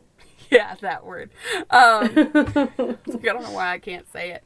So, because they don't want to be persecuted. Like, they're like, oh my God, I'm just going to go home and hope nobody says anything. So, yeah. Let me get into these conflicting stories real quick before we go on to what happened after. So, some sources say that Woods was in the jail at the time of the attack, but most of the sources I found put him elsewhere and not in the jail. Okay. One source says that an ambulance pulled around to the north side of the jail. Assuming it was for the evacuation of the wounded, the veterans let it pass, but then two men jumped in, and those two men were Paul Cantrell and Pat Mansfield. So that's how they escaped, supposedly. Okay. But another source said that Cantrell and Mansfield were somehow just able to escape during the attack, and apparently Cantrell went to a funeral home where the funeral director wasn't really a Mansfield guy, but he also didn't want people to break down the funeral home doors to, like, get Cantrell. So he put him in a hearse and helped him escape. Okay. And then he made his way to his wife's hometown where his wife and daughter were at the time. They had left the night before. And then apparently Mansfield made it to Chattanooga with a bullet shot in his leg. Oh, man. And asked for protection. And they made him sit in the lobby. And that protection would be issued if necessary. Well, the lobby of where? Like a police? Oh, the Chattanooga jail. Precinct? Oh. Yeah, so they were just like, Okay. we know who you are and you're kind of a dick, so... Well, I guess we're not going to let you get shot. Either way, when the bullets stopped, when the smoke cleared, they were not there. Mm-hmm. So, let's get into politics after the battle. No one was killed in this battle, surprisingly. No one died. That's what I was about to ask. Yep. That's like dynamite and guns and all this craziness that happened and brass knuckles and people actually getting for real shot and not a single person died. No like one that's died. Incredible. Wild. Yep. The deputies were released at 9:55 the next morning, August 2nd, except for Wendy Wise, because they were like, we're going to send him for as much time as we can get. Yeah. Because he sucks. The crowd was asked to leave peacefully, and they did. They left. Governor McCord and Ralph Dugan had a very tense conversation where McCord wanted to send the state police to control the town because they had no elected officials at the moment. And Dugan said no, they had won the fight by themselves as their appeals had gone unanswered and they would take care of themselves now. Yeah. Good for them. I mean, it makes sense. Like, they'd been asking for help for a decade. Like, Jennings had been asking the district attorney, like, please help us. Or the attorney general. And so, yeah, like, when people are frustrated and they're not getting the help that they want, they will take matters into their own hands. Exactly. And then you can't just roll in and be like, oh, now we're going to do things our way now. Like, that's not how it works. No. Fuck off, McCord. We won this battle, and we're going to run this town until we figure out what's going on. And no one died. And no one died. So a 3 p.m. meeting was held in the courtroom that afternoon of August 2nd. In that meeting, J.P. Cartwright, Major Carl Anderson, and Reverend Bernie Hampton of Keith Methodist Church, you know where that is. I do.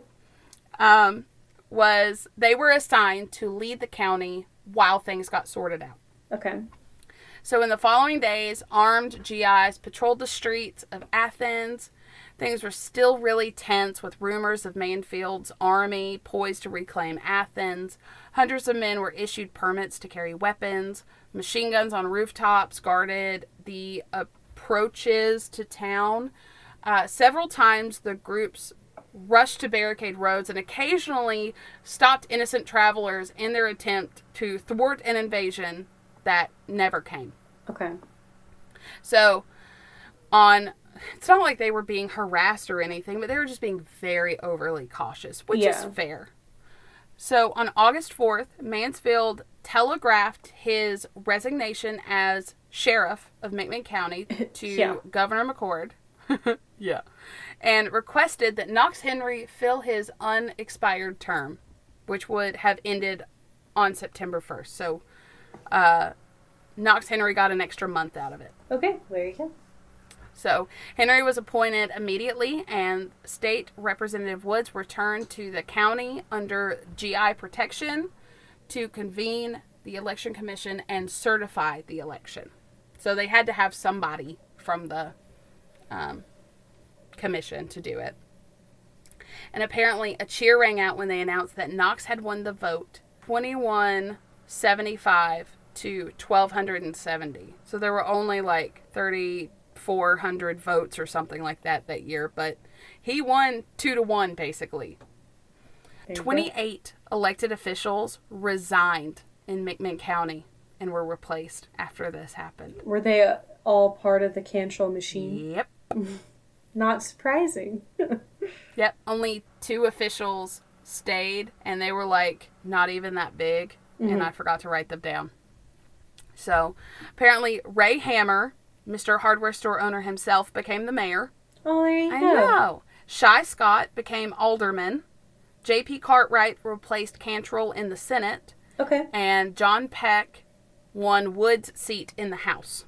All right. And Judge Sue Hicks charged the grand jury with investigating any possible crime from that night, including but not limited to breaking into the armory, firing at the jail, election fraud, overturned cars, etc. Mm-hmm. The investigation by the Tennessee National Guard found, quote, no evidence that the armory was entered or anything used that night of the riot belonged either to the state guard or the federal government.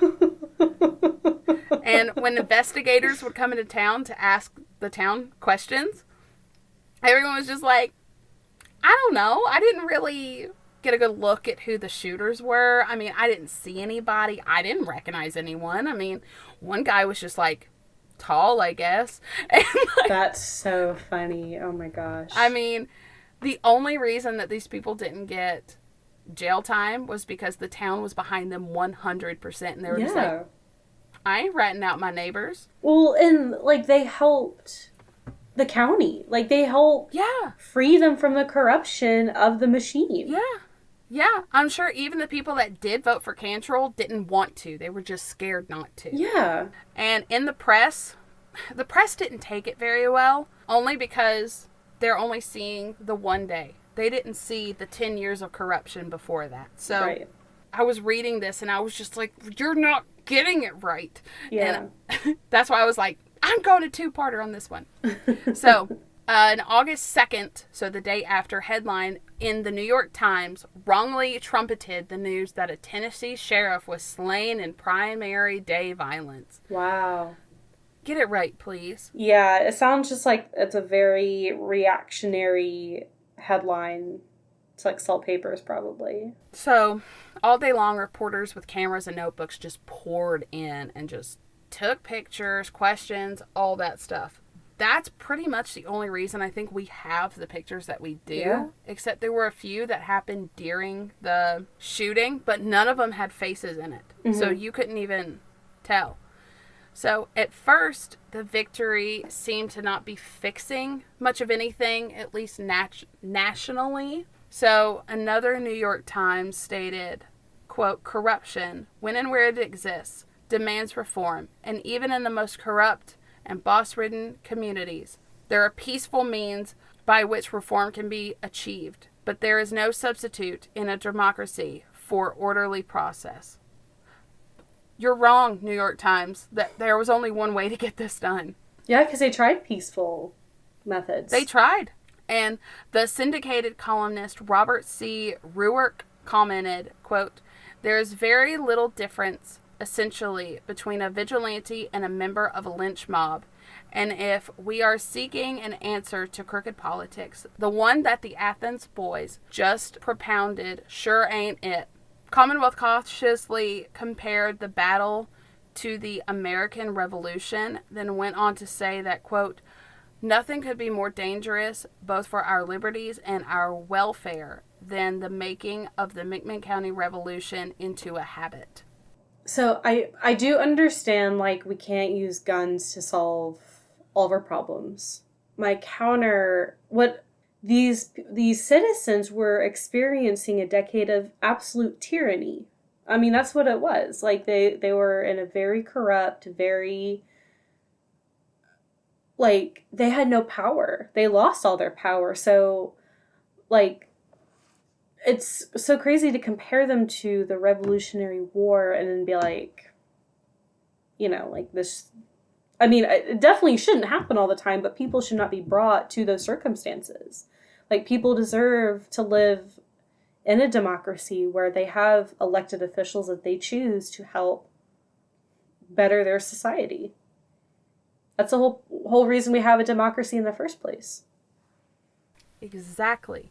And apparently the press kept, like, nitpicking everything that the GIs did up until everything got settled again. But a really cool thing that happened was other people, and obviously this isn't going to get published in the big press or anything, but other people from other parts of the country started writing letters to these GIs asking them how do we fix our crooked politics in our county, and unanimously all the GIs were like, peacefully. Yeah. You need to do it peacefully. We did not want to do this. This is not how we wanted it to end. And it just ended up happening that way. Well, So, and again, like please do it peacefully. well, and the GIs, like, they weren't, like, they didn't kill a single person in this shootout.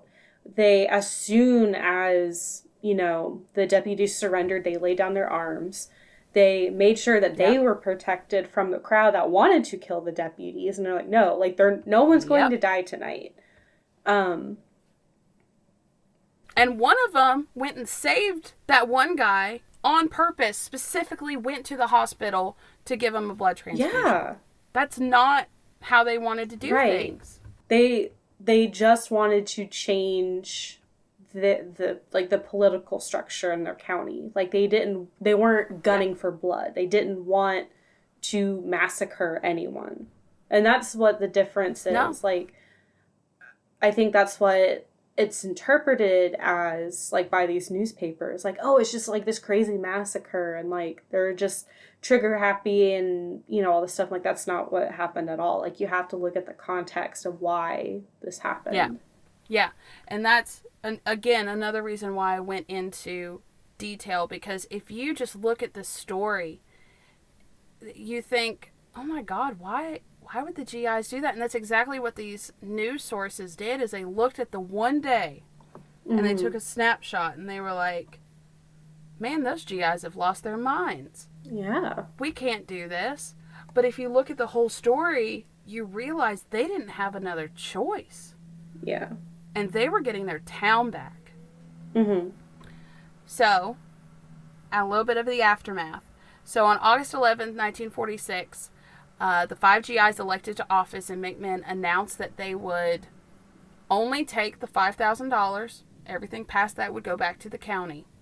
There was very little criminal prosecution, and the only person to actually have anything was Wendy Wise. Mm-hmm. But unfortunately, he only drew a sentence of 1 to 3 years for shooting Tom Gillespie. And he paroled after 1 year. That's 1 year for attempted murder?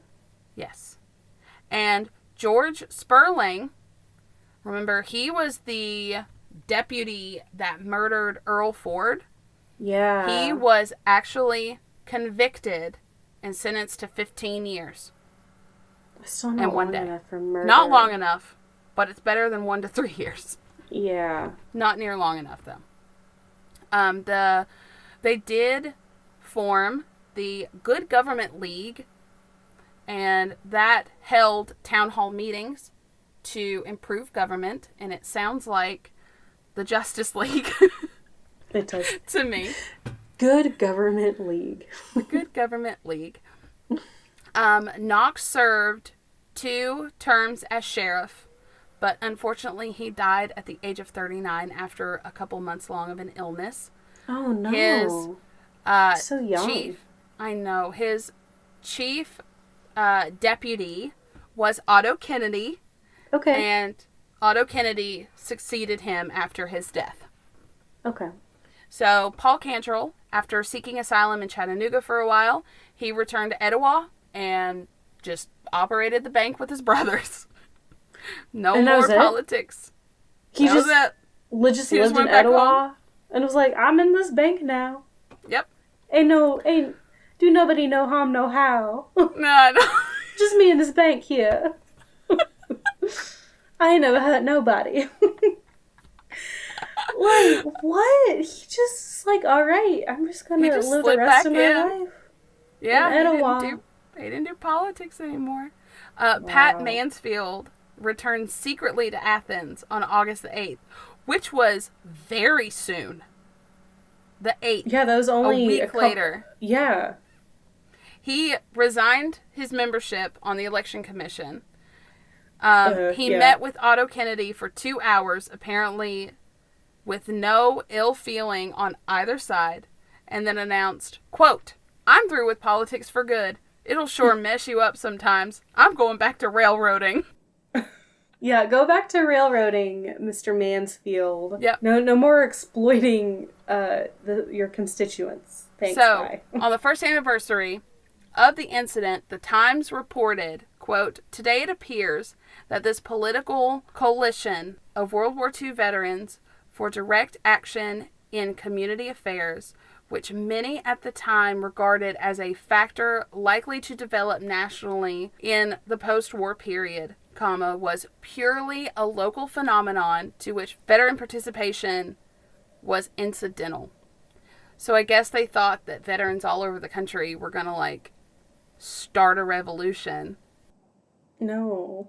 Like, again, like, you're not looking at the context of what happened. No, not at all. So in the years past, remember, this is a really small town. Yeah. Athens isn't that big now. The men and the families of the participants on both sides went about their lives. Children from both sides became friends, married, went to school together, all that stuff. And Paul Cantrell and Otto Kennedy later on ended up becoming hunting buddies. And they bred their hunting dogs together. Wow. So everyone just went on about their lives. Wow. I mean, you know what? Like, if you can have a mini revolution in your town and no hard feelings, props to you. Can we not bring that kind of mentality back? I swear. I mean, oh my gosh. Like, what a positive outlook. Like, you know, like, I think that Paul Cantrell should have seen some kind of justice for what he did to the people. Absolutely. But if his former constituents were willing to live and let live, and they're like, yeah, all right, like, he's just gonna live here and sure, whatever. Yeah. You know. Now, I'm sure that not everybody treated him. I'm sure. Oh, I'm sure there were some people that wouldn't even talk to him, but for the most part, he just seemed to go about his life. Wow. And the jail was sold to a developer in, I think, the 50s. And the site is now a parking lot. And there's a beautiful mural, which I will put on Instagram, about the battle. And Ralph Dugan died of his kidney disease at the age of 51. Oh, man. Unfortunately. So there was a newspaper article from 1985, and I thought this was a really nice one. So it said, "Athens has not changed that much in 40 years. There's a new courthouse, an imposing structure that is too large for its site. The old one burned down during renovations in 1964. Farmers no longer gather on the square. There is no place for them. An effort at downtown renovation can only be described as timid, a cautious imitation of smaller projects in the larger cities. They have a new jail, an austere building that seems to embody the adage that crime does not pay. The Daily Post-Athenian is alive and well and still comfortably middle of the road." I just thought it was really funny that they said that the courthouse was too big, because it huge. sure as Isn't hell it like is. 4 stories? It's like 4 stories, and it goes from corner to corner. Yeah, it's an entire no yard, city block. like, at all. It's an entire city block. Like, Well, maybe not a city you'll block. see It's an entire Athens block. It's an entire Athens block. Jesus, you're right. But it's a whole block. Like, that picture of the courthouse that seems to be overflowing onto the road, it's because it does. Like, It's a massive too big. courthouse, yeah. The same article stated later that in the mid-50s, Athens was isolated by a new highway that intercepts Highway 11 south of Nyota and rejoins it at Riceville. Along it, a new Athens grew, a town of McDonald's, Kawasaki, and Pizza Hut. If you ask people along the streets about the election of August 1946, they will point up White Street and mumble something vague about a shootout. There are no signs or monuments to commemorate the event. People have forgotten or do not wish to remember. But the graying manager of a local store, a friendly sort and so gentle with his grandchildren, squeezed off a round after round at the jail that night. And the driver, snoozing behind the wheel of his cab, not really caring whether he catches a fare or not, helped wrap and toss a deadly bundle of dynamite that sailed through the air. You can bet they remember. When was that article written? 1985. Wow. Yeah, so it was almost 40 years after. So I just thought that was really cool the way it was written. Yeah. So apparently, we're going to get into some facts and some family tales. So Nick's grandfather's uncle, the guy that raised him, was that Deputy Bill Bradford. Yes. And apparently, he was in the jail when the shooting started. And apparently he dipped and he was like, nope. He jumped over the back wall, out the back. Oh Bye. my gosh. That's hilarious. And escaped out the back.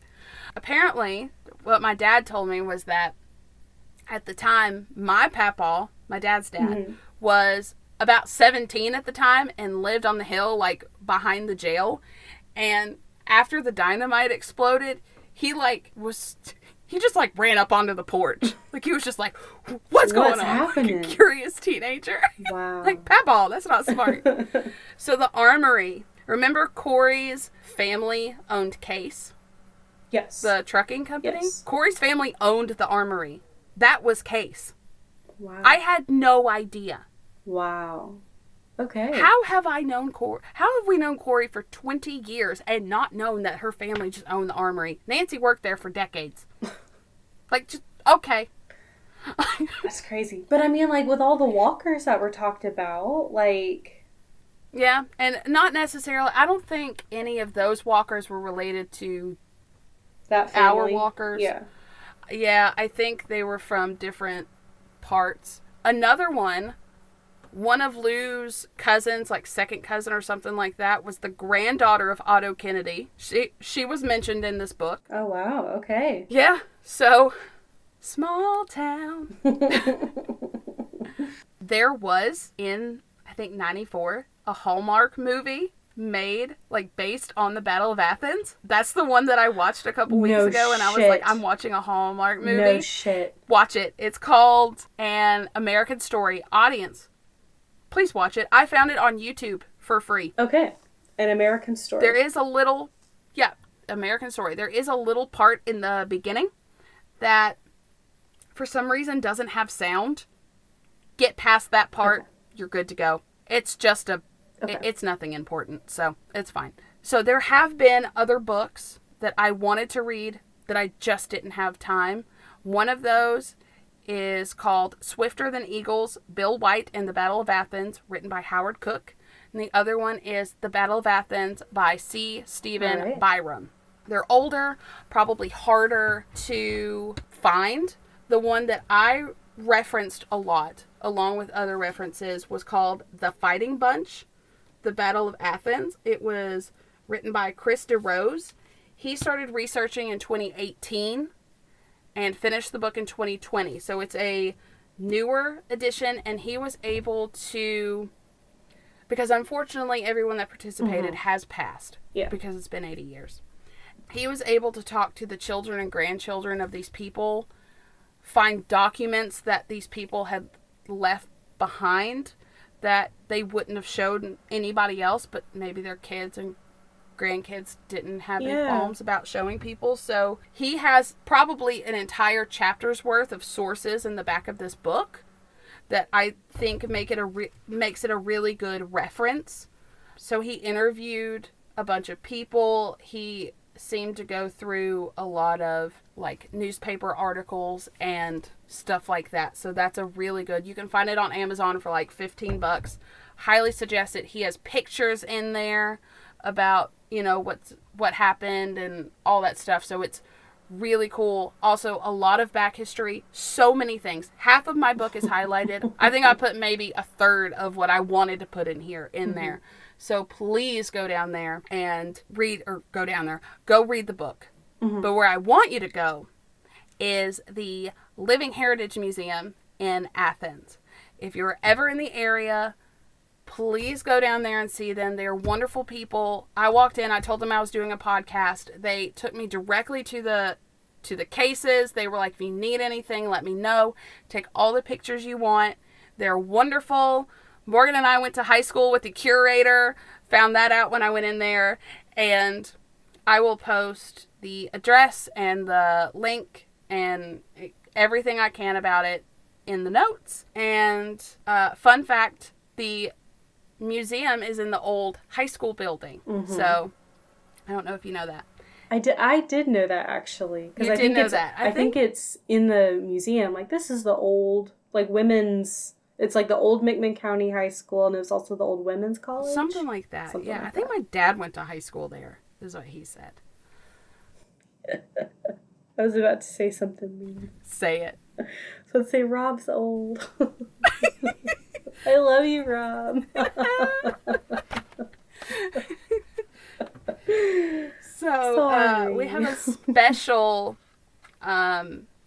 surprise for y'all tonight. And if you're an Athens local native and you're a millennial, you more than likely know who Prof Powers is. He was how do we describe him? He was like an icon of the town. Yeah, he was a cultural staple in the town. Mm-hmm. He was a storyteller. He was a principal at City Park School for a long time. He was very active in, like, when we would go to Camp Utananochi, he would tell us scary stories. He was active with the Boy Scouts. He was friends with my dad. He was a staple in the community. One of my earliest memories when I moved to Athens, I went to City Park, and I remember we had an assembly, and we just sat in the gym, and he just told us stories for like an hour. Yeah. And that... He was amazing. He was so funny. He made a clock for my parents. That's by really the way, awesome. That they still have to this really day awesome. For their wedding. So I went to the Living Heritage Museum, and I was looking for a book on the Battle of Athens. And I didn't find one. But what I did find was written by Prof Powers himself in 2000. He wrote a book named Prof's Favorite Jokes. And for you tonight, my beautiful ladies and gentlemen, I'm going to read to you one of Prof's favorite jokes. I'm going to try not to laugh through this because I laugh really easy in dumb jokes. Me too. Okay. I can do this. So, 3 boys, John, Jim, and Jerry, are seated on a dock looking over the lake. What do you think is the meanest thing in this lake? John asked. It must be an alligator, says Jim. No, Jerry said. It's a crocodile. John tells them both they don't know anything. The meanest thing in that lake is a crocagator. In a chorus, Jim and Jerry ask, what's a crocagator? John explains that on one end, he has a big head like a crocodile, and on the other end is an alligator head. John, if he has a head on both ends, how does he go to the bathroom? He don't. That's what makes him so mean.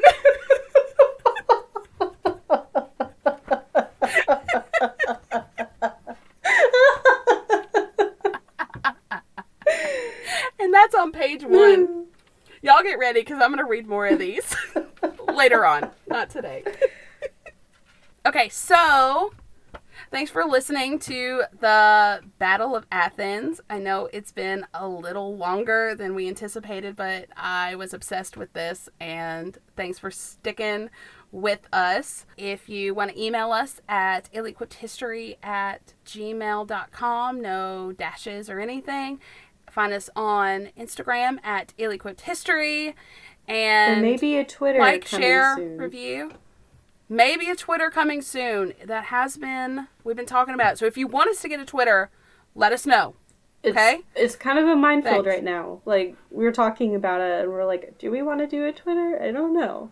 Like, it's kind of weird right now. It is super weird, but if you guys want us to do one, we'll do one. We're doing this for you, our lovely listeners. So I guess we're going to hop off here. And... Okay, bye. Okay, bye.